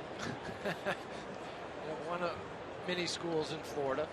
Well, it was only 2, right? Maybe 3. I don't know about that. EY was a 30th round pick. Was a drafted follow. South Florida Community College. You were close. Pretty good memory. I can't. You know what? I can't. I have trouble remembering your name and my kids' names, but I can remember what school or what part of the country he was from. Nice play by Cabrera to throw out Arenado or DJ LeMahieu.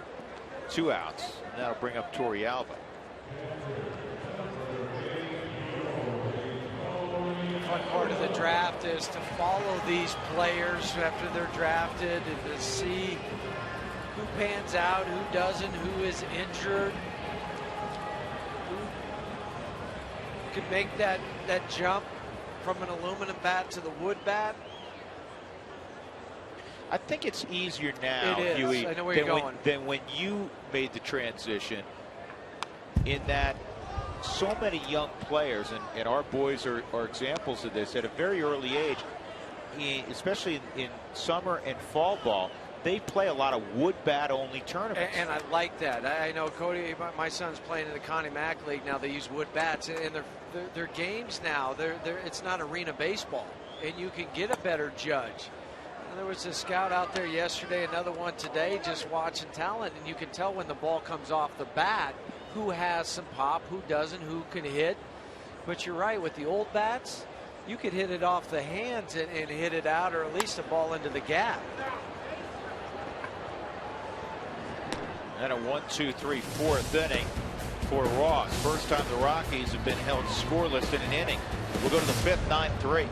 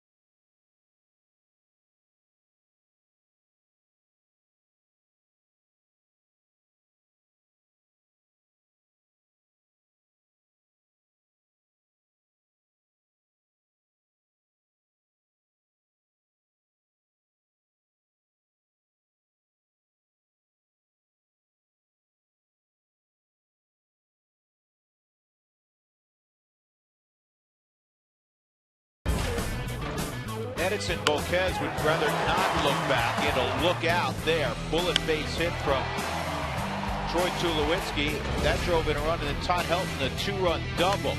Cargo, this is a 2-run triple down the line. Todd Helton, another base hit to drive in a run. Nolan Arenado throwing out an RBI single. Come on down, Troy Tulowitzki. Now we go to the third inning. I think we've seen this before. Cargo down the first base line. This time a line drive. He would end up at third base. That scored Dexter Fowler, his second triple of the night. Pretty slide. Dexter's driven in 3. Helton is driven in 3. And the Rockies enjoying a 9-3 advantage. Jorge De La Rosa in the 5th inning will have Everett Cabrera, who he has not retired yet tonight, a single and a double for the Padres shortstop, Chase Headley and Carlos Quentin.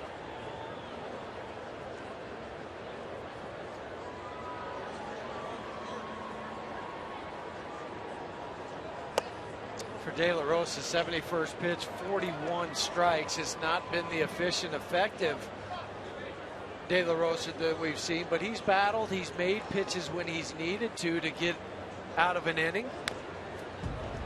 And it helps when your offense has put up 9 runs on the board. Pitchers need that luxury too.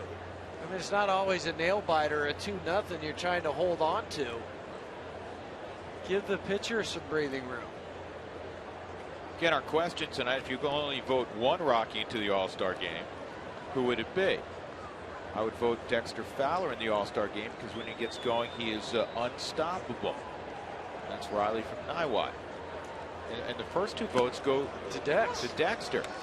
And not that that's a bad choice, but I think I would have probably 3 guys in front of Dex. And that, again, is not to knock Dex. He's had a terrific year, but I think you'd have Tulowitzki, Cargo, and Kadire. At least I would in front of him. But it's great that you have so many guys in the conversation. Options. Tulo, great at every aspect of the game. That's Josh. Cartulo. You know what? Maybe that's the best answer we'll get. How about that one? A sentimental one. Helton needs an All-Star appearance before he retires. I like that Cartulo. I like the Cartulo, and I like the idea, Todd. Celebration of his career. They did that last year for Chipper Jones.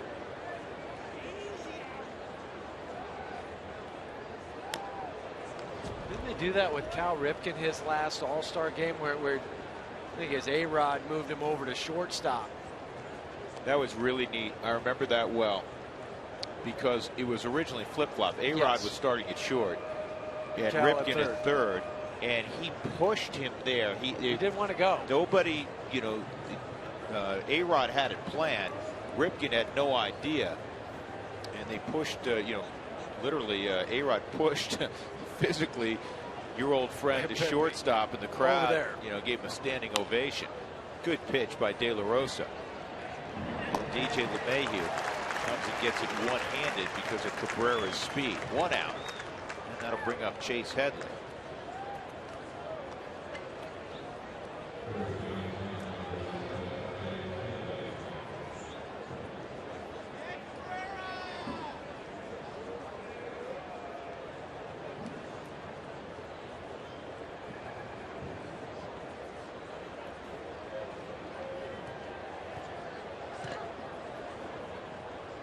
Headley's 0 for 2, and he hits it hard again. Tulowitzki's going to rob him again. You know, to hit it to somebody else if he doesn't want to be out. So you think that guy's an all-star, huh?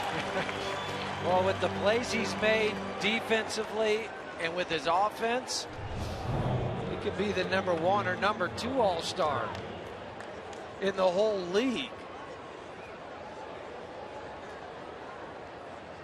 Low dive, know you have time, and then the strong arm.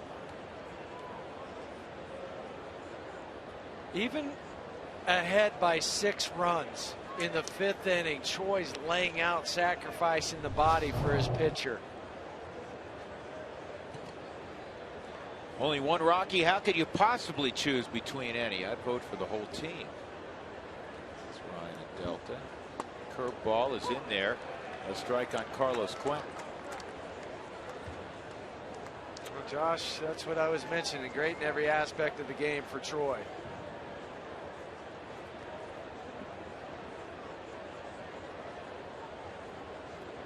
Tulowitzki by a bunch in the first look at the All-Star voting, the first compilation of votes, at Tulowitzki way out in front at shortstop.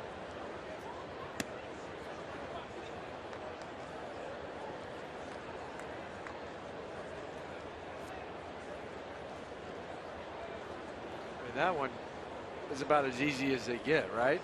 Well, for me, and Cargo's a no-brainer also, though there's a lot of worthy candidates in the outfield. That's going to be a base hit for Quentin. He continues to hit on the road, his second knock of the night. That'll bring up Jerko, who's 2 for 2.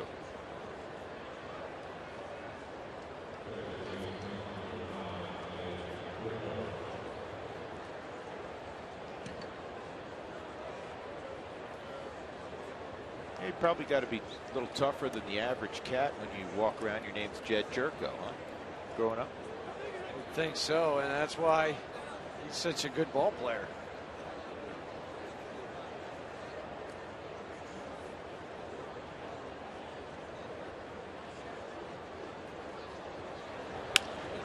And he's 3 for 3.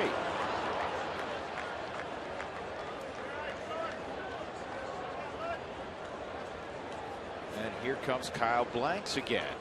Seems like every time he comes up, he has an opportunity to get the Padres back in the game.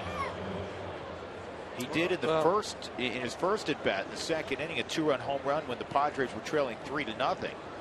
And then in the third inning, with the Padres trailing 8-2, actually 8-3 at that point, he had a chance to make it 8-6 with 2 on, and he struck out after lining a couple of pitches foul. Those runners were at second and third. Now they're at first and second. Go foul.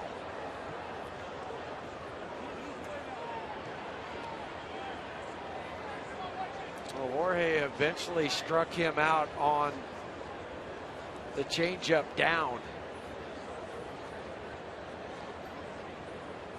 Would look for the same sequence of pitches where you don't throw anything up in the zone to Blanks, but from the knees and below.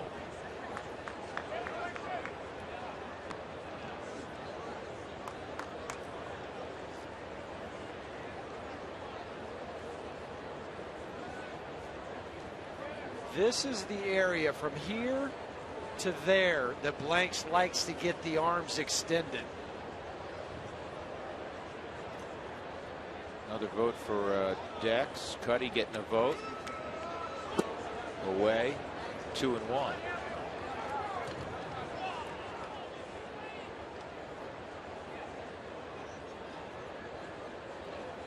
Cuddy man can. At second base, Carlos Quentin. Jed Jerko's at first base. Both with 2-out singles. 84 pitches in for De La Rosa. And that's a base hit to right, and it's going to score a run. So it is 9-4. Blanks with his 20th RBI. They're probably pretty glad they haven't sent him out. He's swinging the bat really well. It's not just here. He swung the bat well in LA. Yeah, he's raised his average now to 288 with this single to right. And a moment ago, I drew the box on the screen to show you where Kyle Blanks likes the baseball, and that's where Jorge put it, inside. And that time he didn't turn on it, he just pulled the hands in and fired it to right. Cameron Maybin, a strikeout and an infield hit. And because the pitch count is in the mid-80s, and unfortunately De La Rosa is struggling tonight. I think in a perfect world with the sizable lead, Walt Weiss would love to still get 6 innings out of him when the inning started, but now I want to see him get through the 5th inning so he qualifies for a victory. And then Walt and Jim Wright will chat. Tommy Runnels, there's Tommy in the background. And you may ask the bullpen to pick up the final 12 outs. In fact, the Rockies are going to get action right now. Escalona is out in the pen. He's getting loose in a hurry. Took off his jacket. De La Rosa's due up first next inning. The bottom half of this inning. He's given up 11 hits.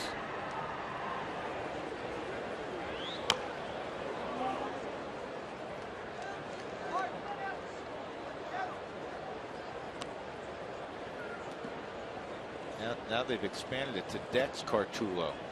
You got to add Cuddy in there somehow. You got to get real creative.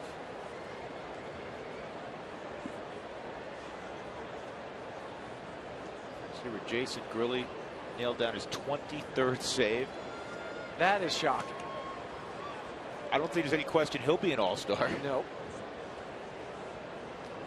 For a guy that hasn't closed prior to this year on a regular basis. 23 saves. That's pulled. Oh, Arenado to first. Got him. What a play. Saved a run. De La Rosa may give him a bear hug. What an amazing play by Nolan Arenado.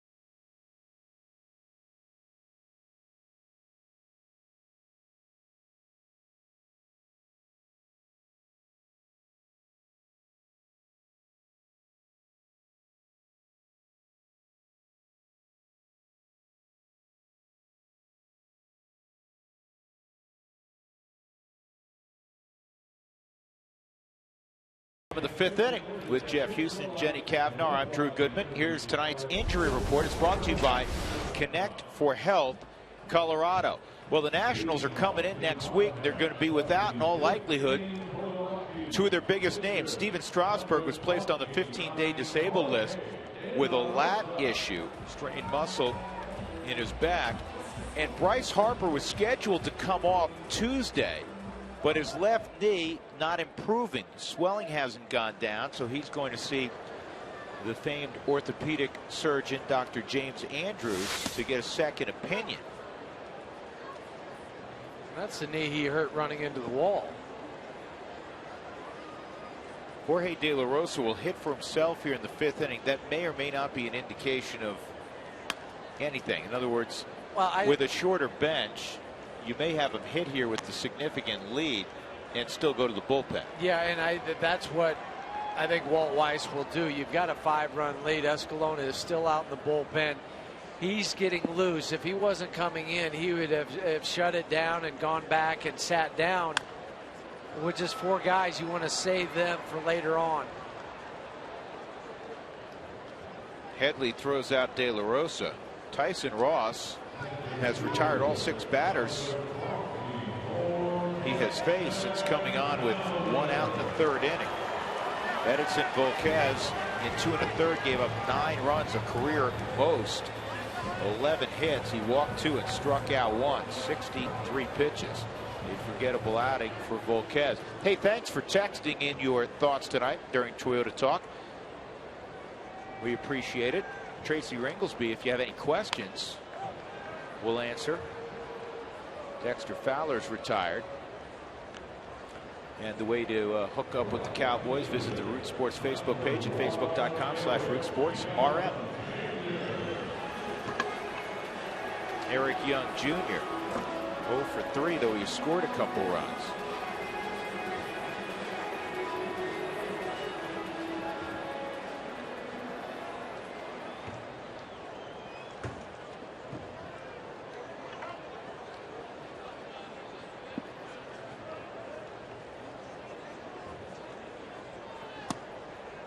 Set the belt for a strike.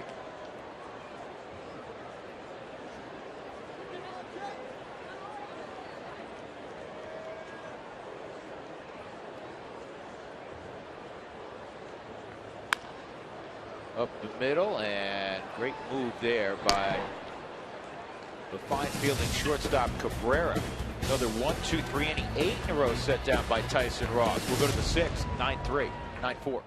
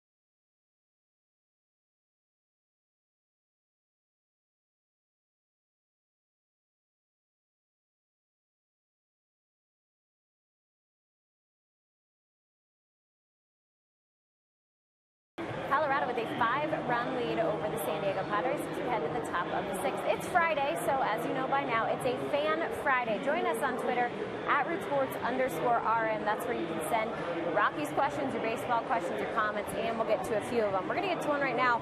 Lots of questions tonight about Roy Oswalt, so we'll just pick Jared's. He said, where's Roy Oswalt in terms of being ready to pitch in the big leagues? Well, to answer your question, he will be making another start for AA Tulsa on Sunday. He's pitching against the Springfield Cardinals. His record so far, 2-1. He's pitched 18 innings, and he has a 3.50 ERA. The reports from down there seem pretty good so far in terms of his health and where his pitch locations are. Also, and I'll throw it back to Jeff and Drew with this, I've heard that he's getting a lot of ground ball outs, and that's something that the Rockies are very pleased with, and that's something that in the future they're really looking for their pitchers to have. And I think if he's going to be added to the staff eventually, that's one key thing they will hone in on. Of course, Jeff, I want you to talk as well about his outs. June 18th and June 28th, he has outs in his contract if he is not on a big league roster. So there's a couple days here that we have the time, the clock, I guess you could say, is ticking. Yeah, he has 72 hours after those days to be put on the big league roster. That's part of the contract stipulation when he signed. But all indications, as you mentioned, and he's getting ground ball outs. His fastball is sitting in the low 90s, and I guess the good news for him is he's had no setbacks during this whole process, where he's worked his way up from extended spring. That was good. Then he goes to AA against higher competition and is making all his side starts and doing everything he needs to do like he would be preparing for a big league start. Yasmani Grandal at the plate. He takes ball 1 after swinging at the first pitch, so it's 1-1. Edgmer Escalona is on for the Rockies. So De La Rosa worked the 5 innings, gave up 4 runs, 11 hits, didn't walk anybody. He struck out 5. Well, and Edgmer has settled into this role of coming in and bridging the gap from the starter to the late in portion of the bullpen, where it's an inning and 2/3. It could be 2 innings or plus.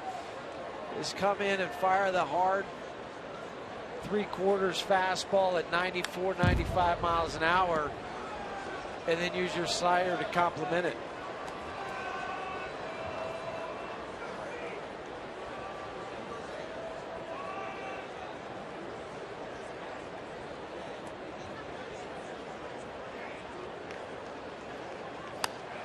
And that's fouled off.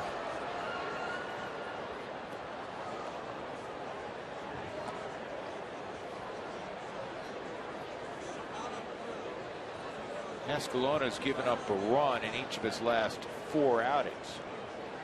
They're trying to turn that trend around in 5 of his last 6.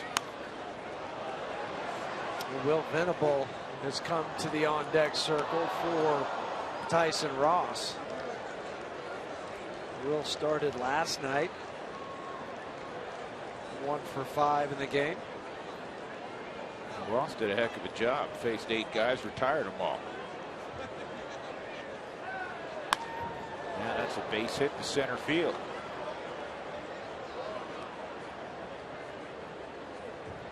Padres are down 9-4, but they've actually hit the Rockies tonight 12-11.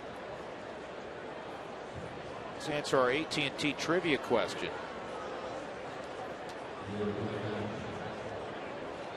Two Rockies former picks are currently playing in the NFL. Can you name them? One should be pretty easy because he got such great attention, deservedly so, last year. Russell Wilson of Seattle. But the Rockies, you may recall, drafted Michael Vick way back in 2000 when he was coming out of Virginia Tech.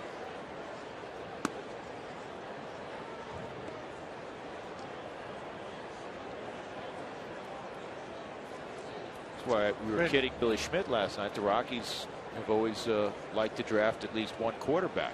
And they got one of their top prospects who was a quarterback at Clemson, Kyle Parker. Kyle Parker, he's doing his thing now that he's solely focusing on baseball.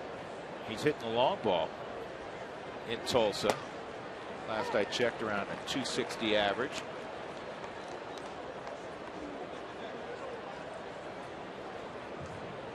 .88 pitches for De La Rosa. Just 53 strikes. No walks though. 5 strikeouts. Venable fouls it off. 1-2 on Will.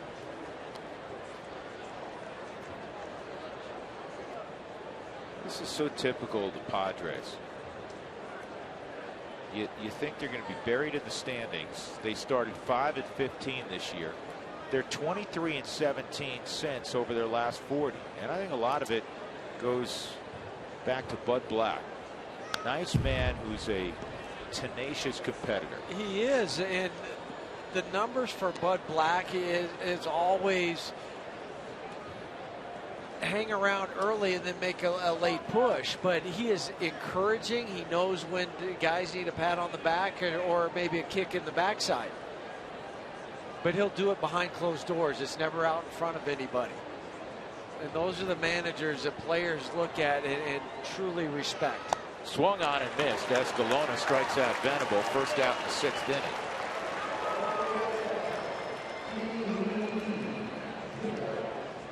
Well, they elevated. Look at Yorvi Toriyama, where he wanted this pitch. He was already came out of the crouch because he wanted the fastball up by the letters for Will Venable. Tough place for a left-hander. I mean, look at how they want the ball up there, and that's where Yasmani Escalona put it. Always tougher for the left-hander to reach that high fastball. I don't know why, but that's been the history of the game. Great low ball hitters, typically left-handed batters. There's a slider, and Denorfia misses it. It's 0-1. So much about the draft these last couple of days. Chris Denorfia, another great example of you don't have to be a #1 pick. He was a 19th round pick of the Reds originally. He didn't like that slider either. It's 0-2 out of a Division III school, Wheaton College in Wheaton, Massachusetts.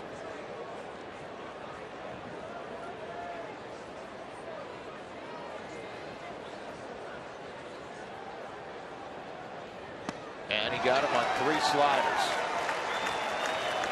2 strikeouts for Escalona. And that'll bring up Cabrera.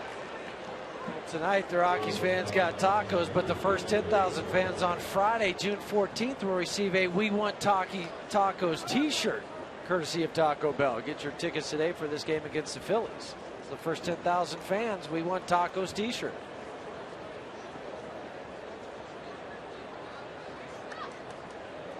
Cabrera, a single, a double, and a ground ball to second.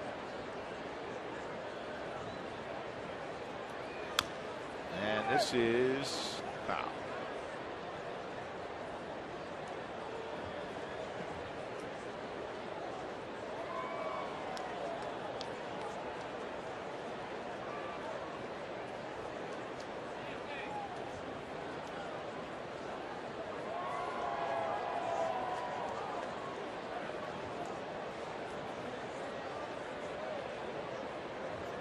Talk about the draft. You've been in that draft room before. Isn't it an interesting experience?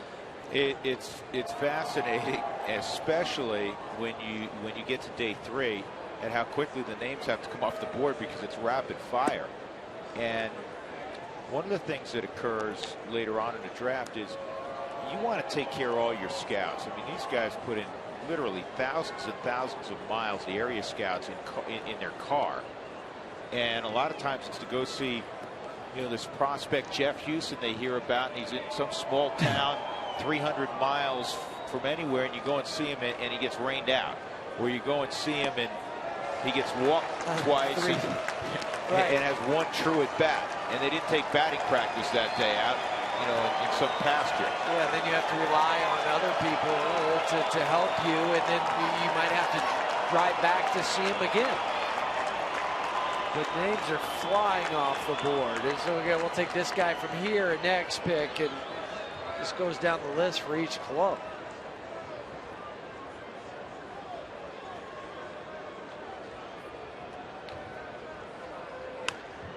And a bouncing ball to second.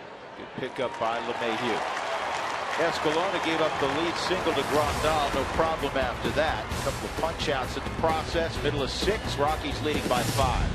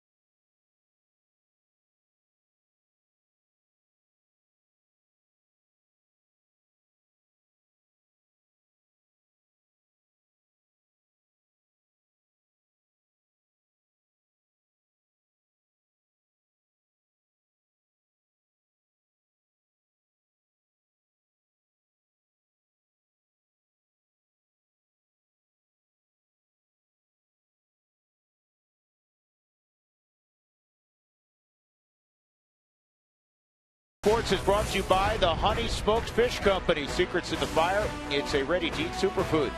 By Wells Fargo. Wells Fargo customers get your 2-for-1 Rockies club level tickets today by going to wellsfargo.com/Rockies. Wells Fargo Bank, member FDIC.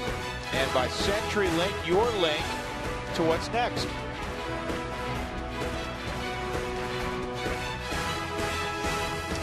in lower downtown Denver. Always festive, particularly on summer weekend.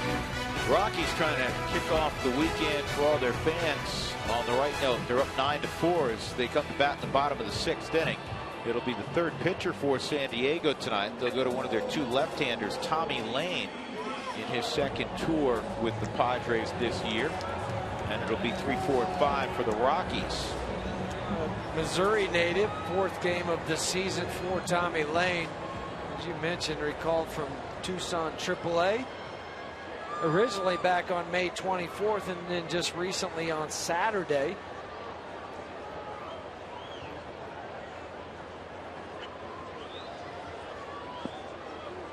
He's a guy that was a 26th round pick in 07 of Arizona.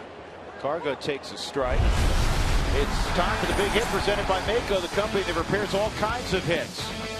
Well, Cargo tonight with the triple down the first base line to drive in 2. Then Cargo with another triple, and he's got himself. That's not right. Everett Cabrera takes a hit away from him live. Was headed up the middle, and Cargo, did he hurt himself? Oh man, hope not. Going to put his hands on his knees right before he got to first base, and he may have pulled a muscle. Yeah, he really didn't run out of the box.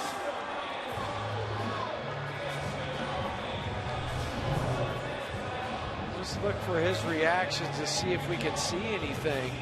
Oh, he rolls his ankle. And you know what? That's better. Honestly, that's a whole lot better.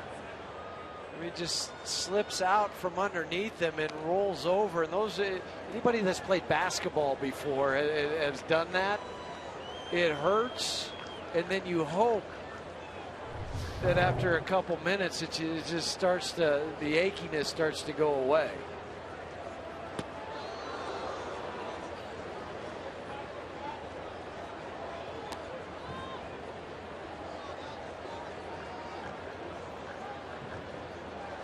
And usually you can walk that sort of thing off. Scotty Garrett may take Cargo up the tunnel and retape it. Walt may elect a 5-run lead to get him out of the ball game also. Well, that would go back to the point of letting De La Rosa hit when he did in the bottom half of the 5th inning with your bench having only 4 guys, so you don't run short if there is something that happens later in the game. Tulowitzki, and finally Cabrera doesn't make the play.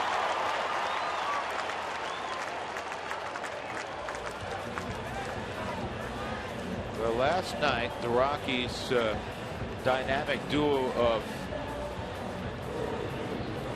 what do they call it? Cartullo. Cartullo. Yeah, Cartullo. Last night 0 for 11 after being 8 for 10 in the final ball game in Cincinnati. And tonight, Cargo a walk and a run scored, 2 triples, 3 RBIs, just robbed of a hit by Cabrera. And Tulowitzki single and a run scored and an RBI, hit by pitch, run scored, grounded to short, and now a single.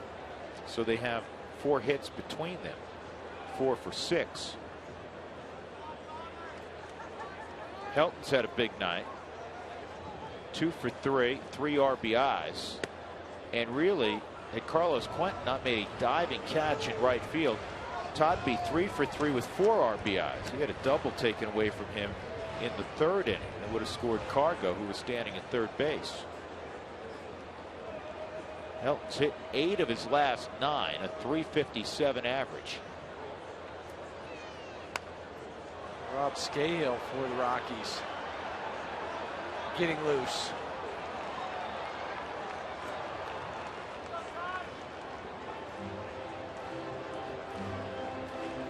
Cargo's back in the dugout.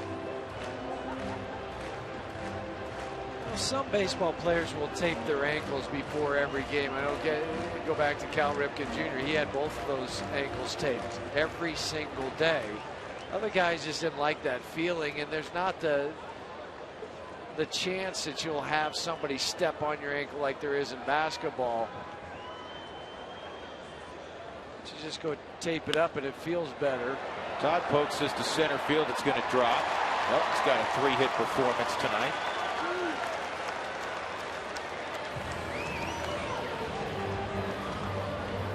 a lot like Todd Helton, doesn't he, lately? Yes, he does. Now his average is back over 250, 256, and just keeps climbing. Not only an average, but all-time hits leader. Yeah, he's within 49 of a magic number in baseball. I mean, how many guys get to 2,500 hits? I believe it's less than 100. Stop and consider that. What is it, Dougie? Over 17,000 players in the history of the game, and 100. That's it.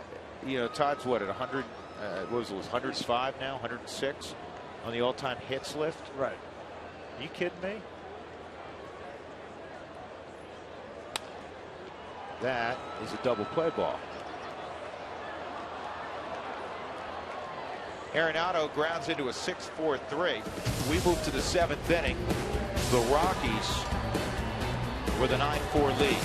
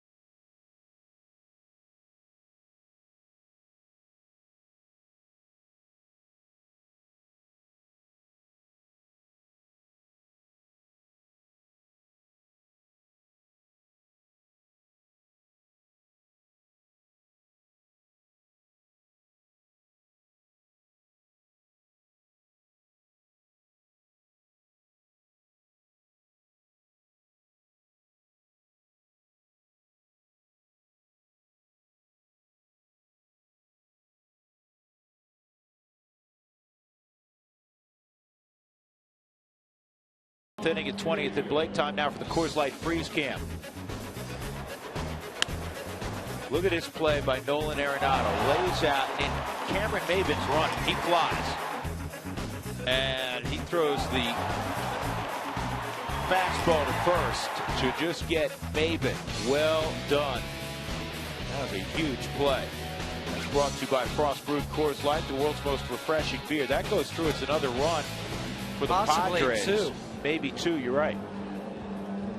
Instead of just scoring one run back in the 5th, they tack on 3, but not so fast as Nolan Arenado. Here's good news. Carr goes out in left field. That is real good news. Because you know, if there was any sort of hesitation on the Rockies training staff, they would say, no, let's just go get some ice on it right now. Rob Scahill takes over. Escalona, good inning after 5 innings from De La Rosa. Now Rob Scahill. Rob last night came into the game 2/3 of an inning, 2 punch outs, just 6 pitches needed for the 2 strikeouts. We're talking to scouts tonight in the food room before dinner, having dinner, and they were talking about Scahill and his slider. They didn't realize the slider had as much bite and depth to it until they saw it last night.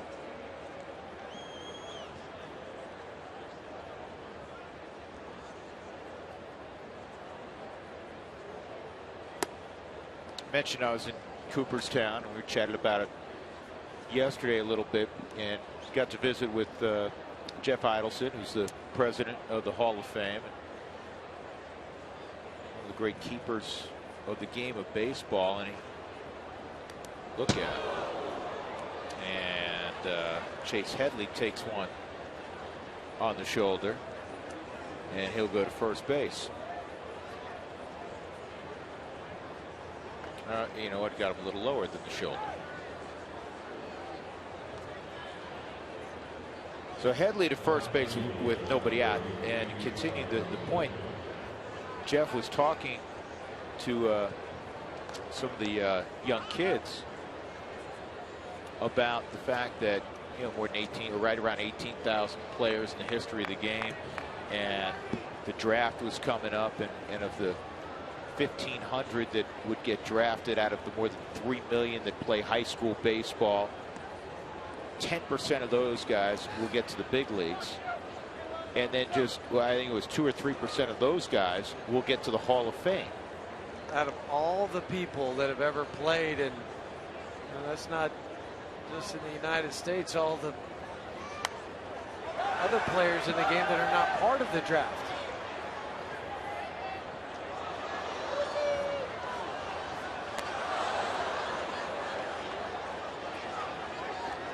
Yeah, I like the toughness exhibited by Rob Scahill, and I will leave it at that. Yes, I would agree with you. You know exactly what I'm talking about.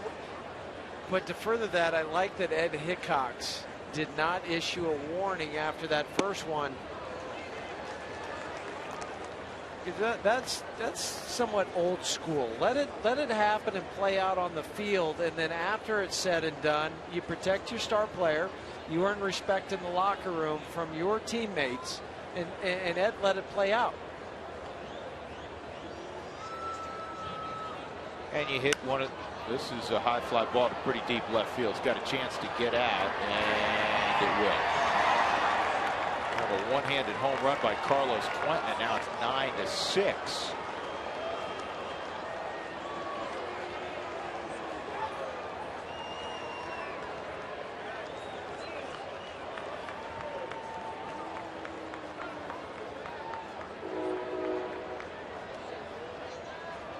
Seventh home run for Quentin.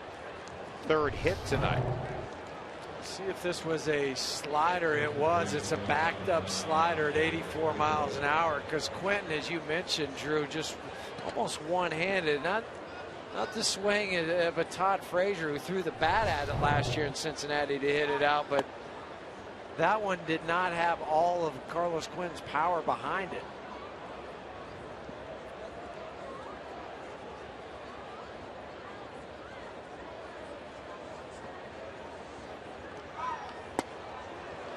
That slider you were talking about.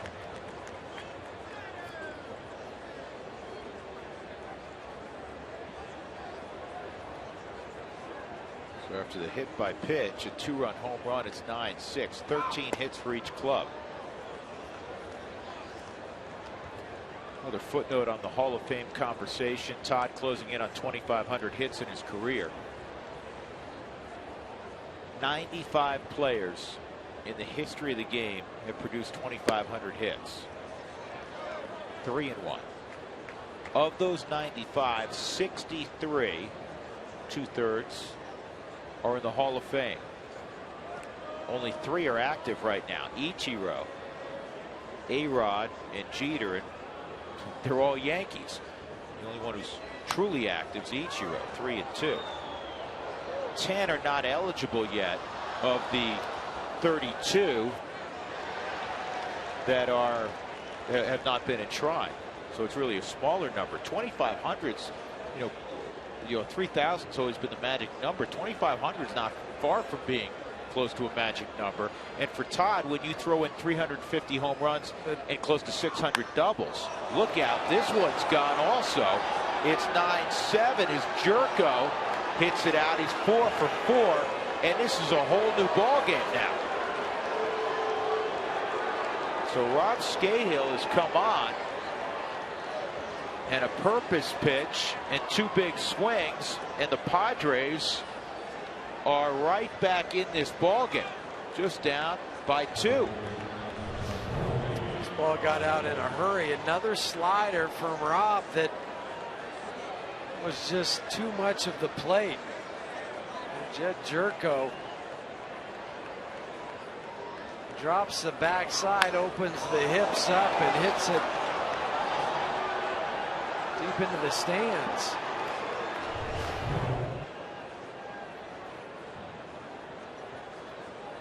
Josh Outman quickly scurries to the bullpen. Auto glass damage, call Safelite Auto Glass, 303-287-5000, or find them online at safelite.com. Nobody out, Kyle Blanks, a 2-run home run, an RBI single in 3 trips tonight.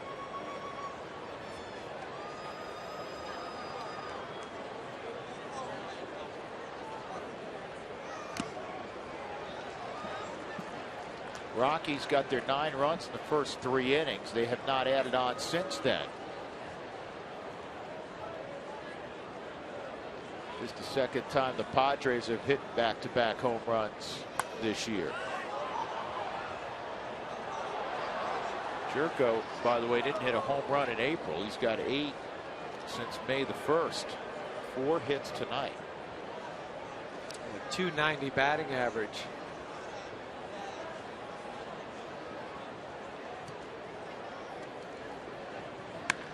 And that's pulled to the corner and left. And the Rockies are going to have to get Outman going in a hurry. This may be one of those nights for Rob Scahill. Got a guy with a lot of pop coming up right now, Cameron Maybin.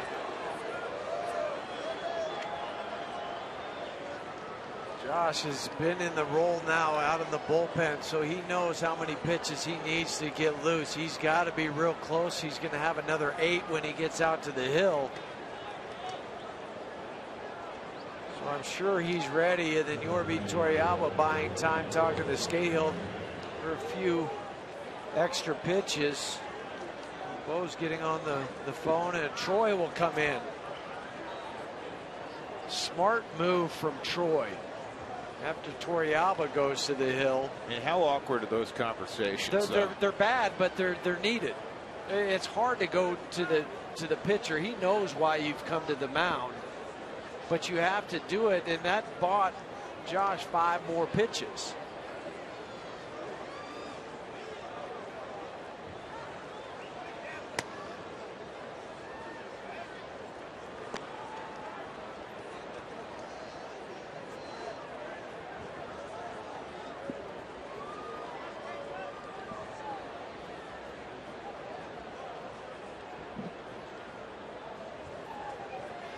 And Maybin lines it to center field. It's a 9-8 ball game. You got to be kidding.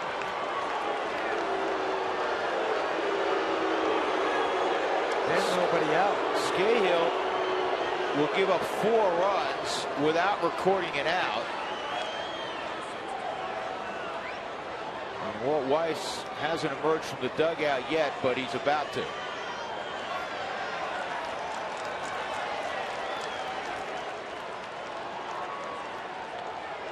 Hit batter, 2-run home run, solo home run, double, single.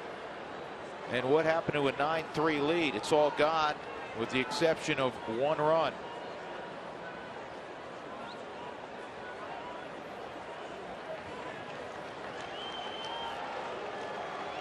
Outman coming aboard. It's now 9-8.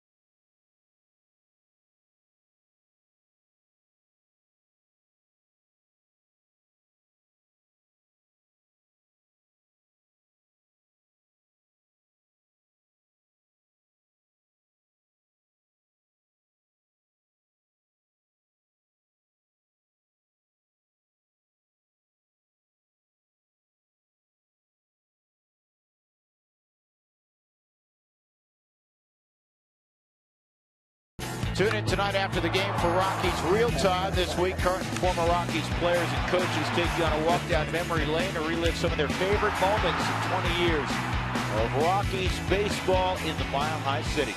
It's Rockies Real Time. It's tonight after the game right here on Root Sports. Well, there's been an additional change in the lineup for the Rockies. We told you Josh Outman's coming on to pitch. I guess Cargo's ankle's bothering him enough that now he's come out of the ball game. And going into the ball game, Johnny Herrera in left field. Johnny will, go out there on occasion. We see it in spring training. He's out there now. You may say, well, not Michael Kadire. I talked to Michael in the clubhouse, said he felt fine. He was going indoors to hit. Did not hit outdoors on the field, and Walt Weiss is committed to getting him a full day off because you could have put Kadire into the ball game and flipped Eric Young to left field. Yeah, this is the first appearance for Jonathan Herrera in the outfield in the big leagues. Now it's up to Josh Outman to come in and calm the waters after a 4 spot has been put up by the Padres. Jesus Guzman, the first baseman / third baseman outfielder, right-handed hitters on the on-deck circle.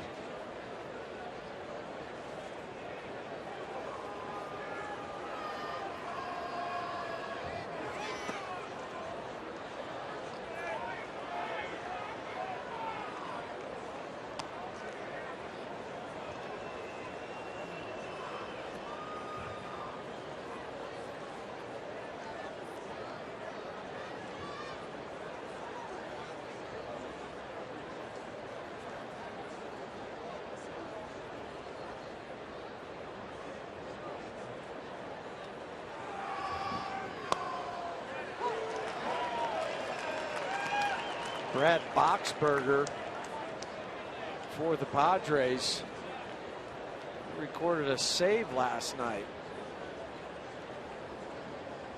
Is up again tonight for the Padres.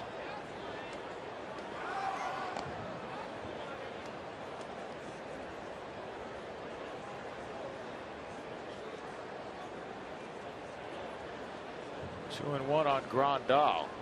You have to be aware of Cameron Maybin's speed at first base. Padres have stolen 54 bases, been caught 12 times. Yeah, they've stolen more bases than anybody in baseball, and their percentage of 83.1% is the second best success rate to the Baltimore Orioles, who are close to 86% this year.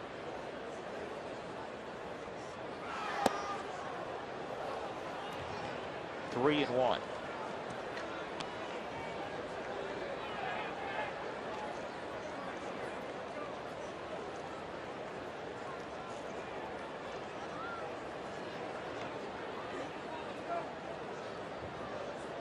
Well, this is the spot where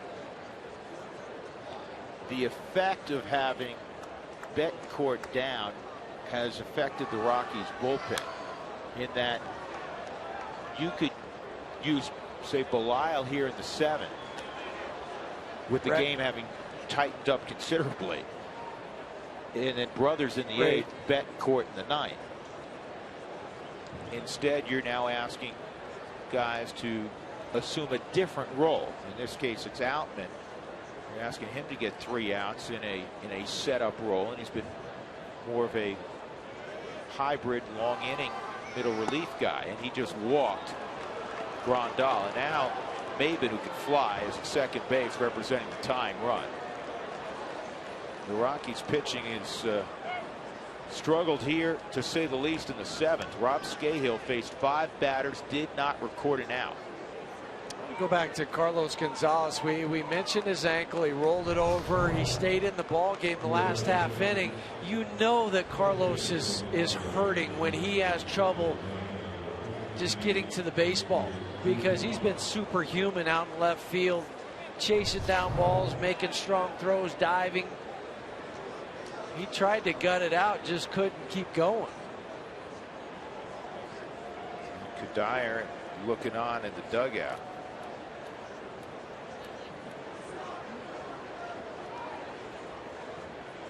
Even with the pinch hitter, I mean, Guzman can handle the bat. He could lay a bunt down.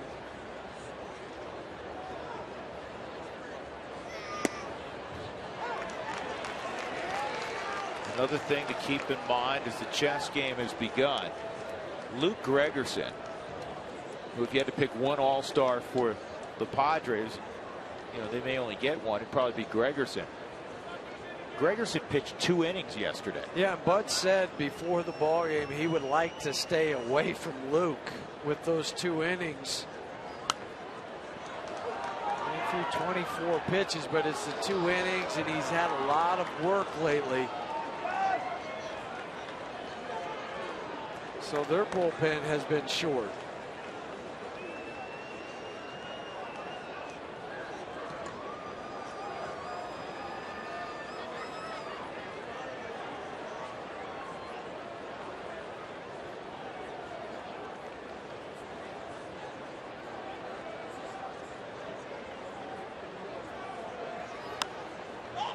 Popped up, foul ground. Helton hoping for a play. And he'll have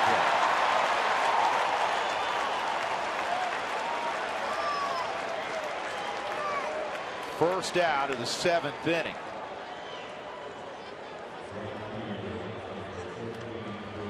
Wells Fargo customers, get your 2-for-1 Rockies club level tickets today by going to wellsfargo.com/Rockies. Wells Fargo Bank, member FDIC.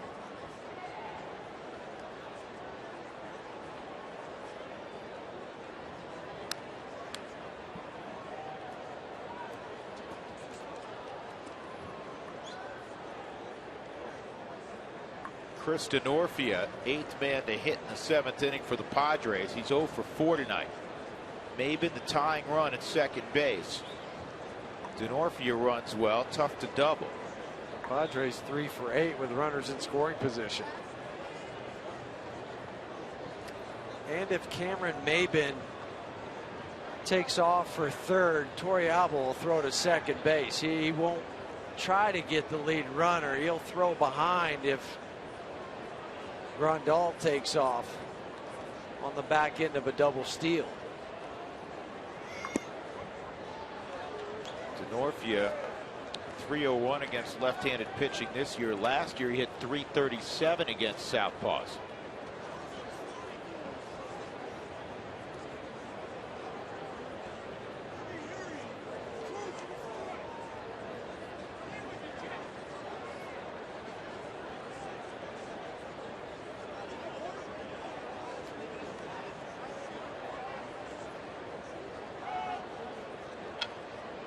I like the idea from DJ LeMahieu. Flash the hand. It's what a second baseman will do. It's their version of the daylight play for a shortstop. You flash your right hand, and when you do that, it's telling the pitcher, I'll be there if you want to throw it. Now, Yorvi Torrealba, we saw him going through his signs. He was letting everybody in the infield know where he's going to throw the ball if Maben takes off.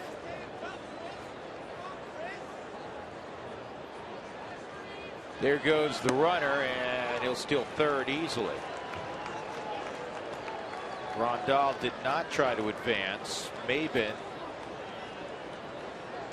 tying run at third base.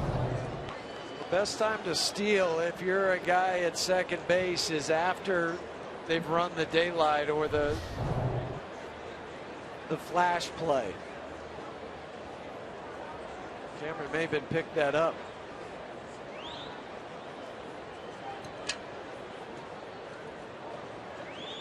Rockies had a 5-run lead, and they're in serious danger of giving it all back here in the 7th inning. Now with that third stolen base from Cameron, that's a sacrifice fly would score him.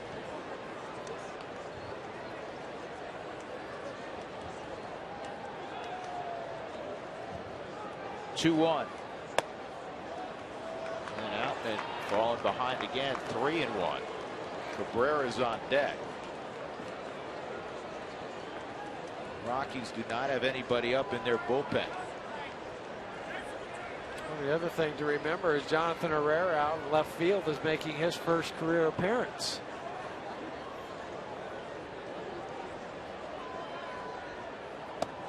Ball 4, and now the bases are loaded. That pushes the go-ahead run to second. Jim Wright's going to go out. See if bodies move down in the bullpen. 2 out of the 3 batters that Josh has faced, he's walked them.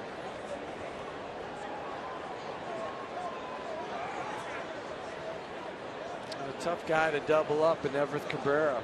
Really tough guy. Well, 245 at bats, 0 times he's grounded into a double play. All kids through the gates this Sunday will receive a Rockies Kids baseball cap courtesy of King Soopers. Get your tickets to this game against these same San Diego Padres.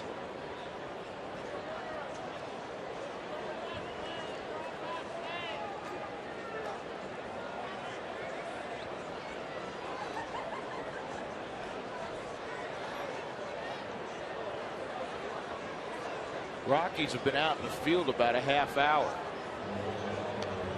Well, it seems that way. Just 1 out. And Cabrera represents the 9th man to hit here in the 7th inning. Again, the inning began with the Rockies ahead 9-4. Cabrera's 2 for 4. Slowly hit in a place that maybe the Rockies get 1 safe at first. Infield hit for Cabrera. It's tied at 9. And the base is still loaded for Chase Headley.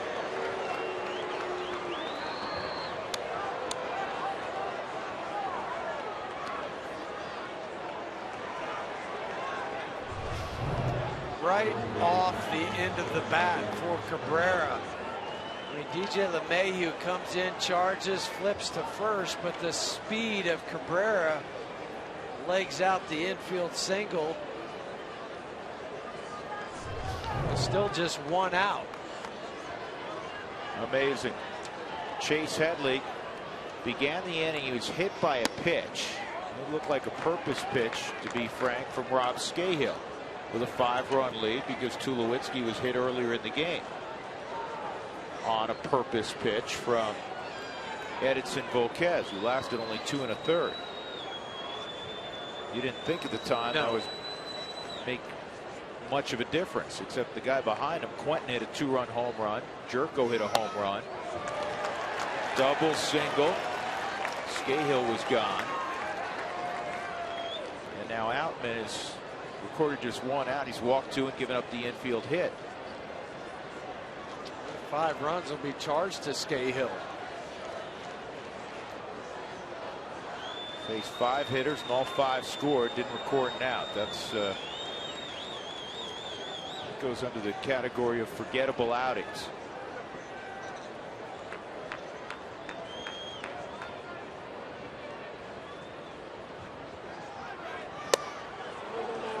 Two and 1. The game in Arizona has been somewhat predictable. They're in the 7th. Arizona zip, San Francisco zip, Matt Cain, Patrick Corbin.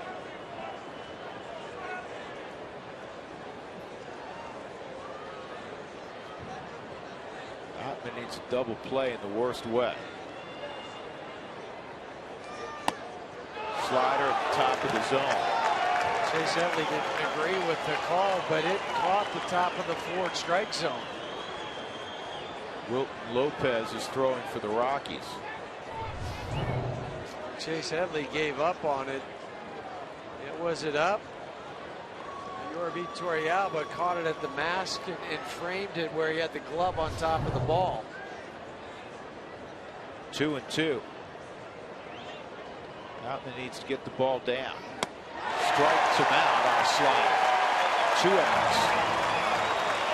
I think that 0 for 5 this year for Chase Headley with the bases loaded. 82-mile-an-hour slider. Headley thought it was a fastball.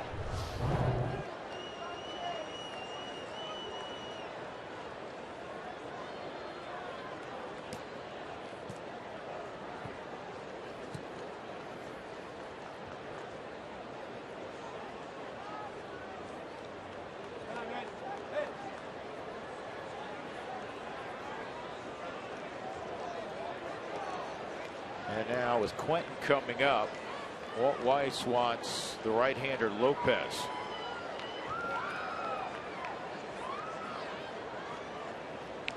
It has been a long, very frustrating inning for the Rockies. 9-9.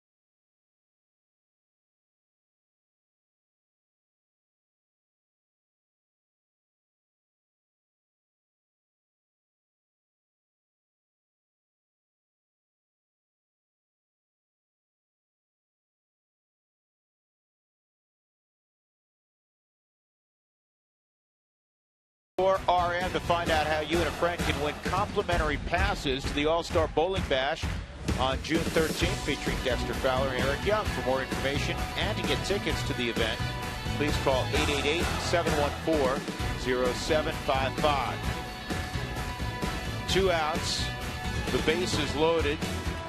The Padres have scored 5 here in the 7th to tie the game at 9. Carlos Quentin with a 2-run home run earlier in the inning, up there against Wilton Lopez. Ball 1. Changeup. Quentin 0 for 1 against Lopez in his career.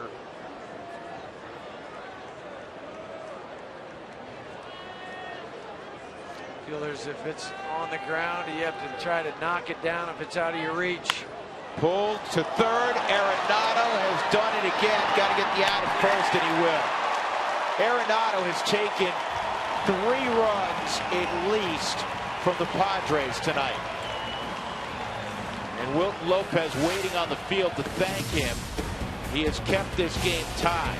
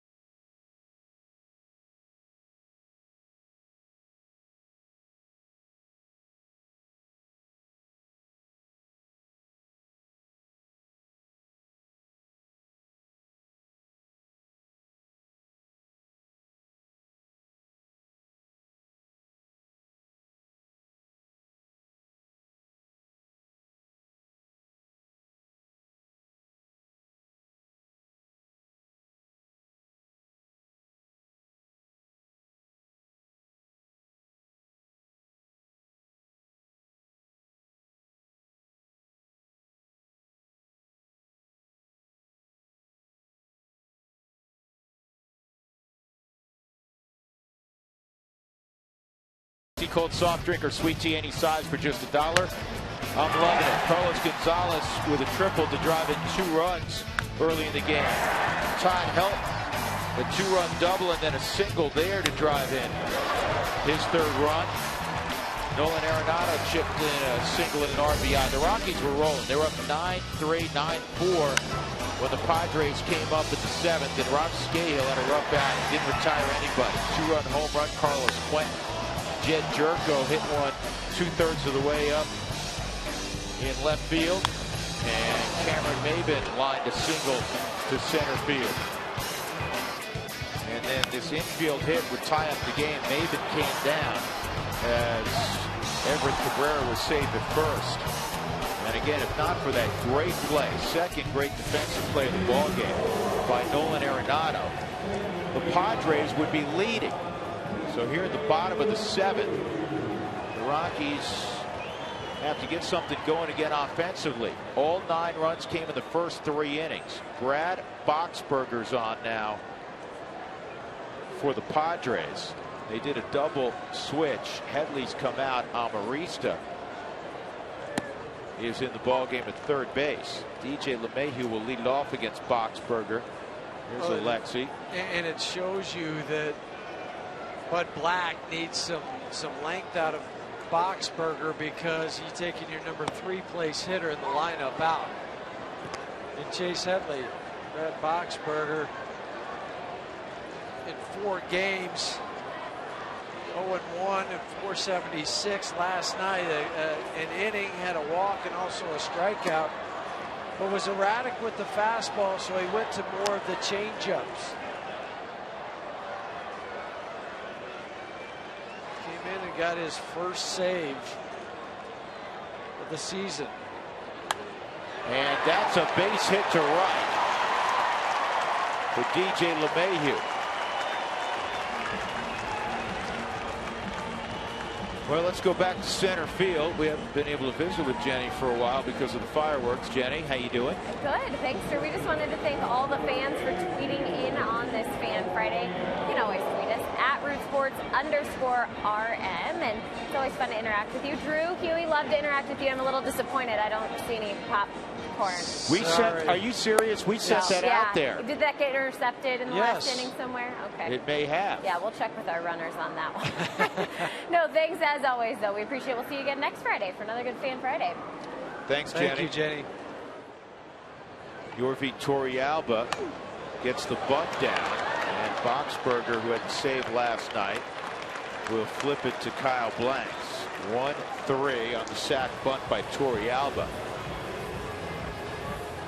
That'll bring up Wilane Rosario. He'll pinch hit for Wilton Lopez. Chatting with Wilane in the locker room today before stretching and batting practice. After the lineup was posted, he said, you know, I'm not starting, but that doesn't mean I'm not going to come in late and try to do some damage. And now is the time. Bottom of the 7th. And a runner at second base. They did a lot of damage last night. Double for an RBI, and then the game-tying 8th inning 2-run home run. Kind of ended his drought. His home run drought, his RBI drought. And that was off Dale Thayer.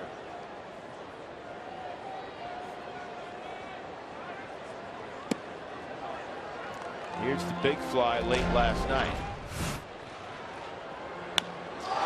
Backup slider from Thayer. Wilane did what he needed to do. He put it in the seats. Wilane with 4 home runs, a .333 average against San Diego this year, and it's outside 2-0. Dexter Fowler, who has 3 hits tonight, is on deck.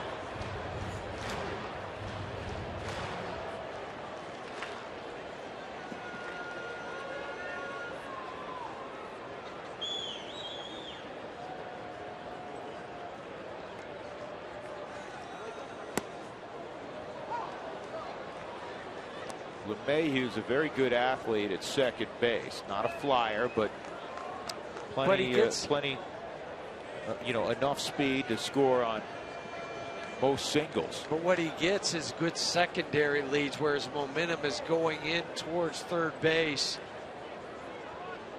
when the bat goes through the zone. And this is to right field. It's going to stay up in the air. DeNorfia makes the catch. 2 outs. Reminder, if you have auto glass damage to your windshield, call Safelight Auto Glass. 303-287-5000, online at safelight.com. So Dexter a triple, a bunt single, and another single. 3 hits and 4 at bats. Couple of runs scored tonight. Dexter with the 3 hits has the average to 293. Rocky 6 for 15 with runners in scoring position.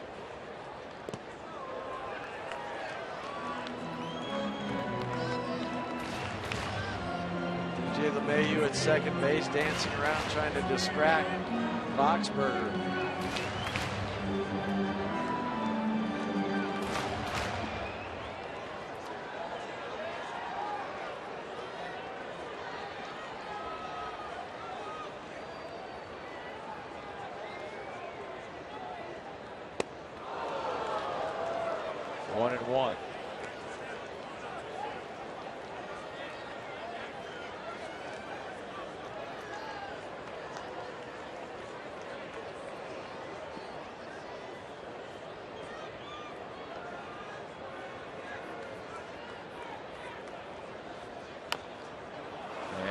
Comebacker. Boxberger will throw to first, and the Rockies do not score in the 7th. We move to the 8th. The Rockies 9 and the Padres 9.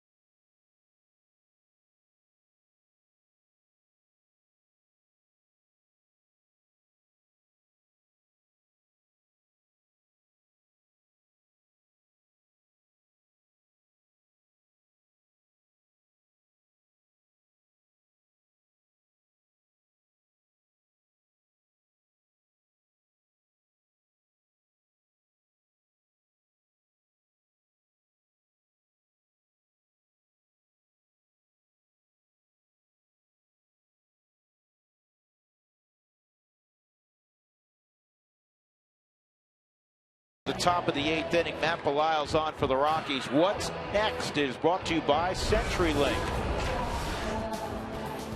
Eric Stoltz has been the Padres' best pitcher. Crafty left-hander who was with the Rockies briefly a few years ago.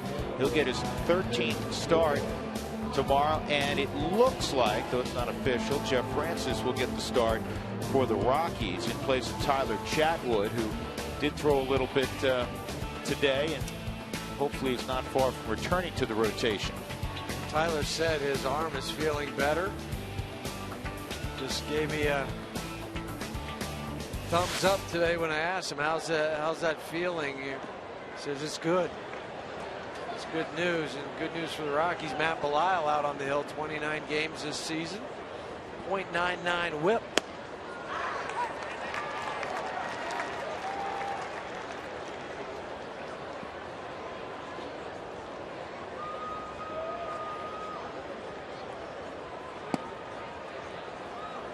1-1. Jerko has been a little wrecking crew tonight. He's 4 for 4. Single, double, single, home run. And 4 hits, a career best. He had well over 300 in his minor league career. Product of the University of West Virginia. And Matt Bilal cools him off. And he just kept climbing the ladder on Jed.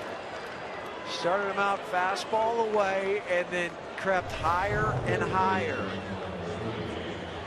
You see on the forward strike zone pitches 3 and 4. Well, if you're going to chase the third pitch for a strike, go higher, and he did get the strikeout.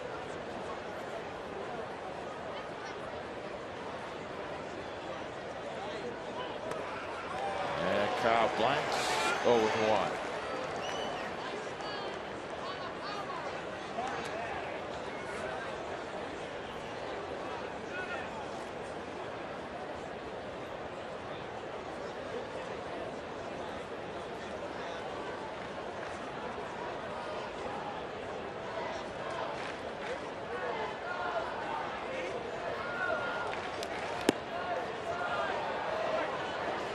Good velocity from Matt tonight, 93. When he was first drafted by the Atlanta Braves, he was a mid to upper 90s guy.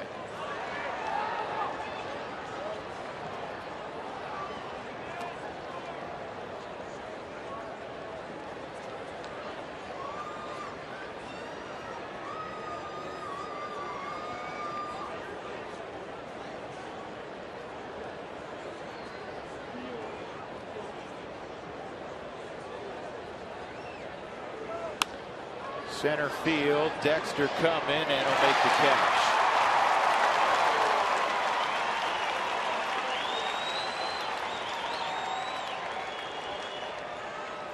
Fans, in an effort to strike out hunger, the players' wives will be at all gates when they open on Wednesday, June 11th, collecting non-perishable food items and monetary donations to benefit the Denver Rescue Mission. Strike out hunger.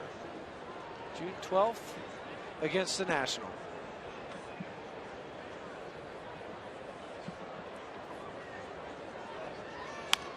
Cameron Maben on the ground to Arenado, and he'll throw him out. Well done, Matt Bilal. Now the Rockies will try to get a 10th run in a 9-9 game, middle of 8th.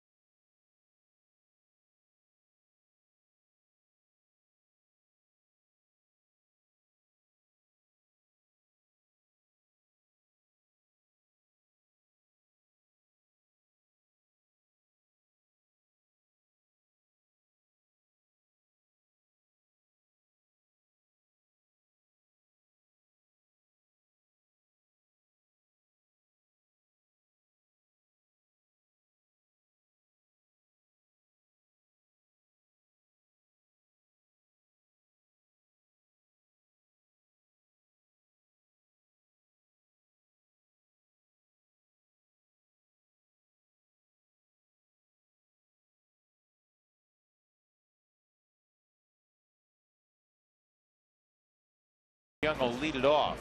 Who Wants Tacos fans, if you'd like to receive text message alerts when the Rockies score 7 as they've done tonight for the Rockies Taco Special, text the keyword taco to 720-720. When that does occur, Taco Bell along with Root Sports will donate $250 to the Colorado I Have a Dream Foundation. Second inning of work for Brad Boxberger, who last night got the save in the 12th inning. Eric Young, and then instead of Carlos Gonzalez, who had to leave the game after turning his ankle, he tried to play on it defensively, but in the midst of that long inning, standing out there, when Rob Scahill was replaced, Cargo came off the field. He was replaced by Johnny Herrera. So it's two leadoff type hitters instead of a leadoff type hitter and then the thunder and lightning of Cargo and Tula. So it makes managing different for Walt Weiss with Jonathan Herrera, and you just wish that and hope that EY gets on so you do have that options if you wanted a bunt or if you wanted to hit and run. Eric's going to have to battle down 0-2.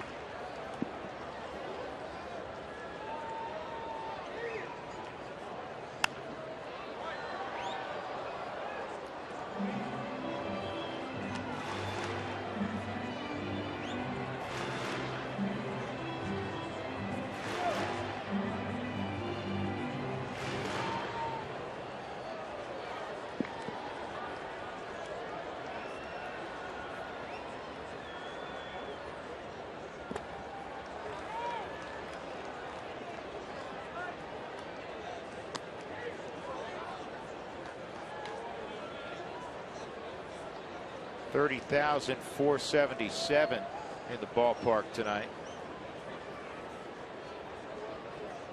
1-2 on Junior, 2-2.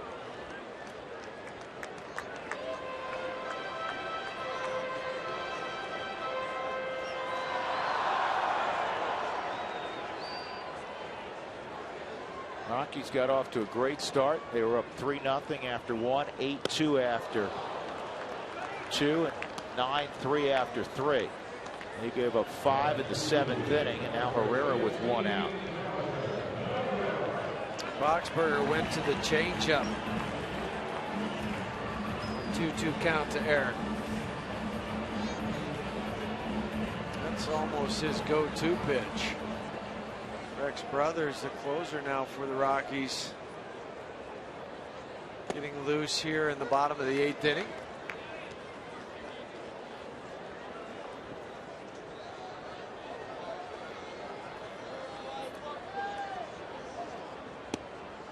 Johnny swung the bat well in Cincinnati, got a couple of starts there and responded. And that helps when you come into a game 2 days later, 3 days later after having a succession of at-bats.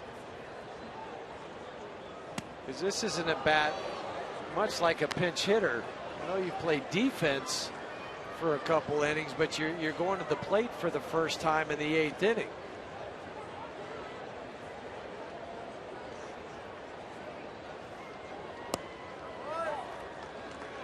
Two and two.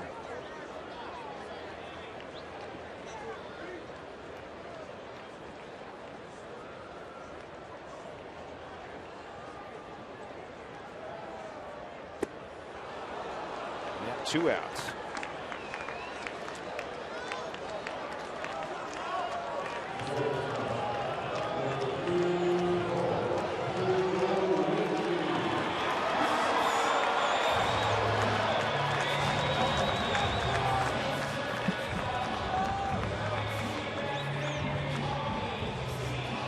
Looking at the Padres outfielders after the 2 strikeouts, they've moved way back into the no double play or no doubles depth. Marista hugging the line at third base.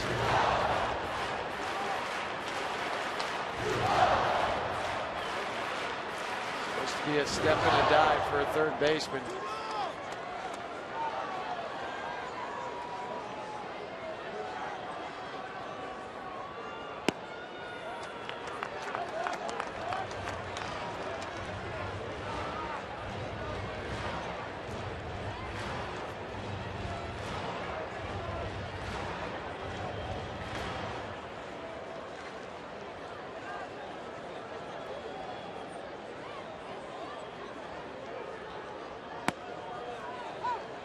2-1.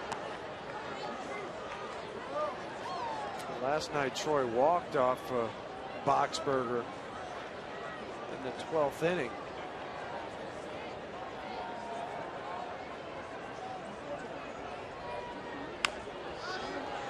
On the ground to short.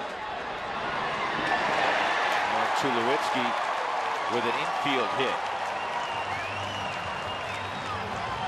It's his 3rd hit of the night. Running well down the line. Cabrera comes in, charges a circle, strong throw, but Troy getting out of the box, hustling. Took 2 extra strides to get rid of it. Did Cabrera. But Troy will take it and now leave it up to Todd to drive him home.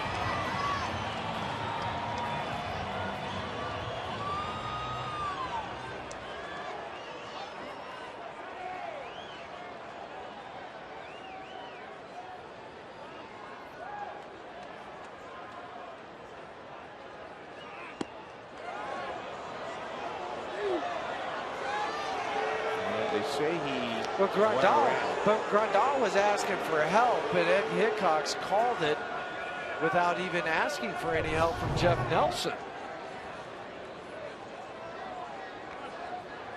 So I don't think he went. I don't think he did either. I mean, that's where you're going to look to see if he didn't go. No, he didn't.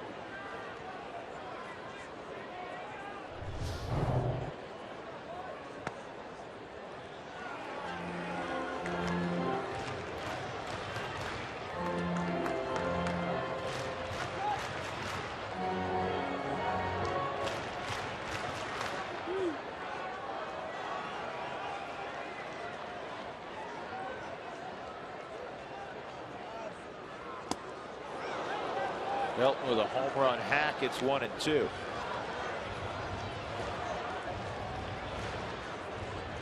Got a rare fastball from Brad.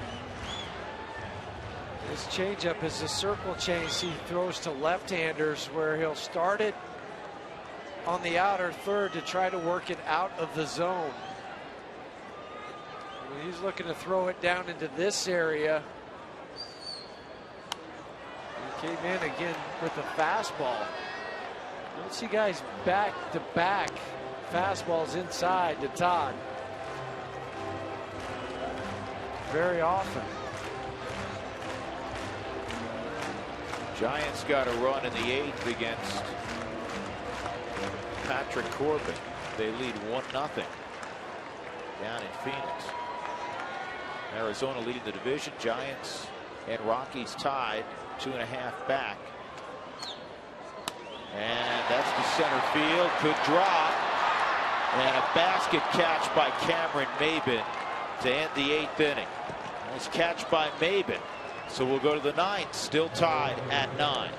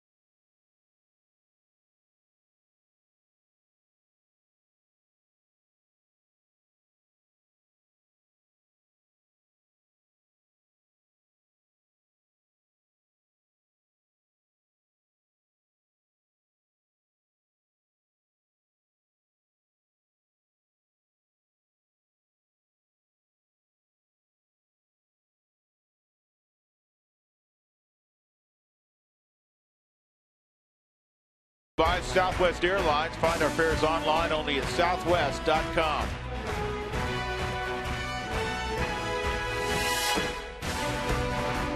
There'll be some sort of infraction there moving that quickly. 9-9, 17 hits for the Padres, 15 for the Rockies. Not a good night to be a pitcher. Matt Belisle had a clean 8th. He's looking for a clean 9th as we go to center field and check in with Joel Klatt. All right, Drew, well, coming up on the Toyota postgame show, he's still got it. Todd Helton, 3 more knocks tonight, obviously swinging the bat well. In fact, he was robbed of a couple of more, kind of on a throwback night. Todd's hitting like the old Todd. It's 9-9, 17 hits for the San Diego Padres. By the way, guys, the Jerko store called, and they're running out of Jeds. Nice. Was that yours? That was Allison. Gotta admit it. She's so good. I mean, these things, you know, I just come out here and say them to you guys, you know? At least you admit it. That's right. Who did your hair tonight, by the way? Myself, sir. Nice. I like it. I appreciate that. Well, I like anybody with hair. So who did yours? I did again. I got rid of all my brushes and combs a while ago. All right, bud, we'll talk to you in a little bit. That's Joel Klatt. He'll have the post-game show.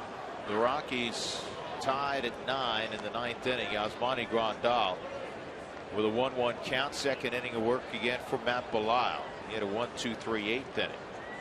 Grandal, Amarista, and DeNorfia. An easy and quick, efficient inning for Matt. So you put him back out there for the second. You've already run through 4 other relievers.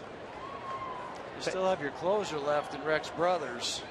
Just throwing it out there, if this game goes to extra innings again, and it will be the 7th time in 17 games if that occurs, the Rockies will have a day off on Monday. But they may be in a situation as Belisle strikes out Grandal where you have to make another move. You got to make a move tomorrow to, again, in all likelihood, activate Jeff Francis. But you may need to make another move to get another arm. And people will always ask you, well, why didn't they announce who was going to pitch, you know, in the ball game when it's to be announced, or there's some question. We know that Tyler Chatwood wasn't going to make the start. Well, they have to wait to see how games play out before they just start announcing, oh, this guy is going to will come in and pitch. And to your point then is after the game we'll have to talk and say, do you need another arm out there in the bullpen or not? It'll come down to, yeah, we need one on top of the guy that will start tomorrow.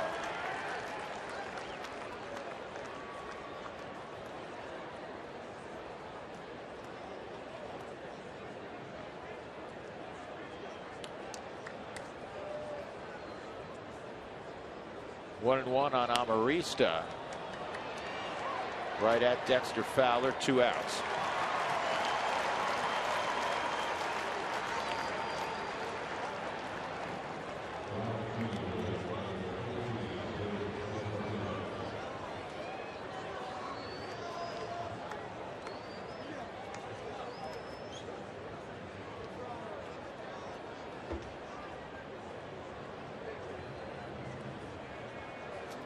Right-hander that DeNorfia faced tonight was Escalona, and produced a strikeout on sliders away from him, and he looked bad.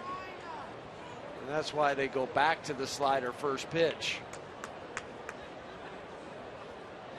And DeNorfia learning, saying, you know what, I didn't hit it last time.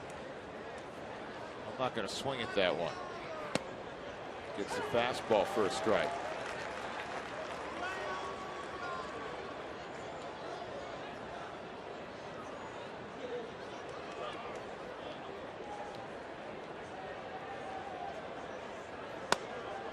Runs inside, 2-1. Not sure how far inside that was. Maybe just a tick inside.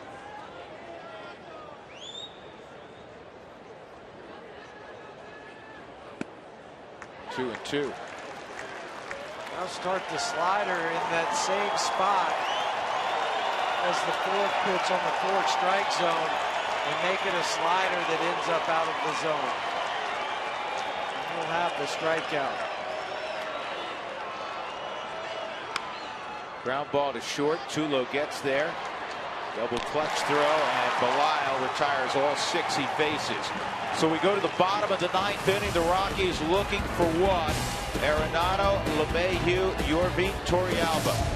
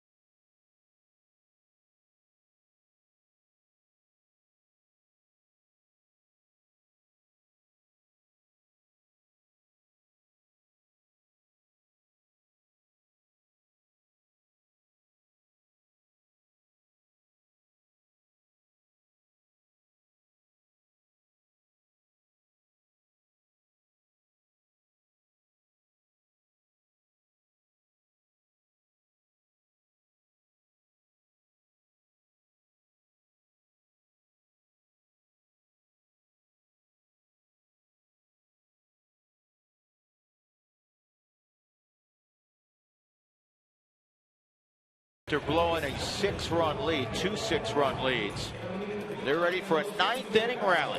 And the Rockies will have to do it against left-hander Joe Thatcher.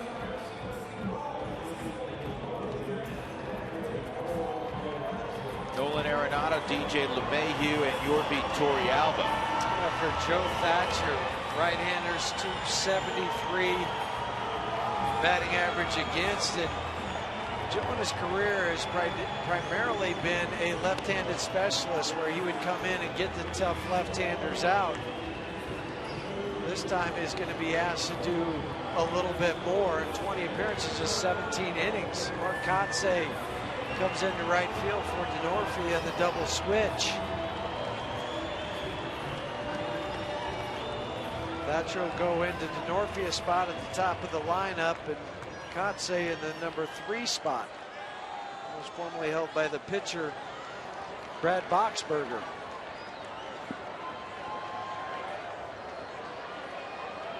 Arenado 1 for 4, an RBI single. He takes ball 1.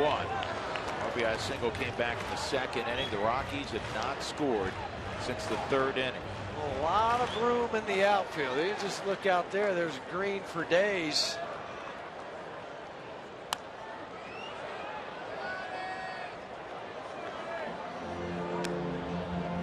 Rockies on a number of occasions this year, and they're one of the top scoring teams in baseball, put up big numbers early and then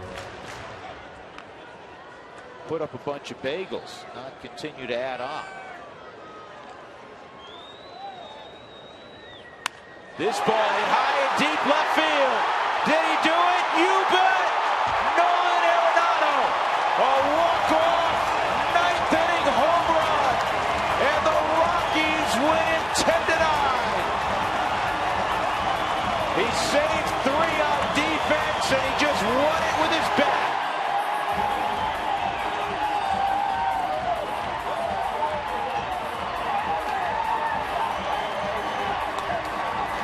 Say goodnight, time to go home. Talk about a bomb. Off the bat, it sounded like it was just hit to the moon. What a moment for that kid. What a ball game for Nolan Arenado. And if it wasn't for his defense, to have this opportunity to hit one out for a walk-off. The night started with us bragging on Arenado, how he had made an adjustment back offensively. 6 hits in the last 2 ball games, 2 more tonight, and the biggest blow of his young career, and he's with Jenny. Well, there's been a lot of firsts for Nolan Arenado this year, but a walk-off home run to win things tonight. How does this feel? I feel great, man. I'm just so blessed, man. I got to thank God first, but it's been awesome, man. We've been battling, and it was a good win. I know you're a little out of breath. I'll let you catch it. How about these fans for you tonight? It's awesome, man. They support us for everything. I love them. It's great. You know, you guys got in this situation because of your defense. 6-run lead that you guys gave up. But just talk about some of those balls that were hit your way at third and just the way you were able to move tonight. You know, it's just reaction, you know. Early work with Stu and just working hard on staying down, and they just fall in my glove. I don't know. Pretty fun to watch you out there. You know, Cargo had to leave the game with a knee injury. In a game like this, how crucial is that when you also don't have Michael Kadire available tonight? Yeah, it's tough, you know, but we have the beans, which is good. But like I said, we battle, and we always battle, so it's nice. Oh, that's a good way to end things. Guys, we'll send it back to you. Well, you've heard of shaving cream. That's the ice bath. That's old school. Yeah, that's what the coach usually gets. Nolan Arenado gets doused by Yorvi Torrealba, and he could care less. What a moment. And it was a two-way performance, Jeff Houston, because he made 2. Brooks, you know, when a third baseman makes a play, it's automatically Brooks Robinson. But I'm telling you what, they were special. And Brooks would be proud of the plays he made tonight, because he did some amazing things with that glove. And then to come over and throw over the top to get some speedy runners. But then the icing on the cake was the home run. No question. A game that you had to find a way to win after having 2 6-run leads. Tonight's Jimmy John's freaky fast delivery of the game is brought to you by Jimmy John's. There it is again. And you'll never get tired of seeing that. 5th home run for Arenado, and no doubter to left, and he can float around the bases. He gets bobbed at home plate. First walk-off home run for the Rockies this year, their 5th walk-off win. Visit JimmyJohns.com to find a location near you. Quick footnote to the victory. Joe Thatcher hadn't given up a run in almost a month as we take you to center field. Joel Clatton, the Cowboy. Big win, Joel. Hey, how about that one, Drew?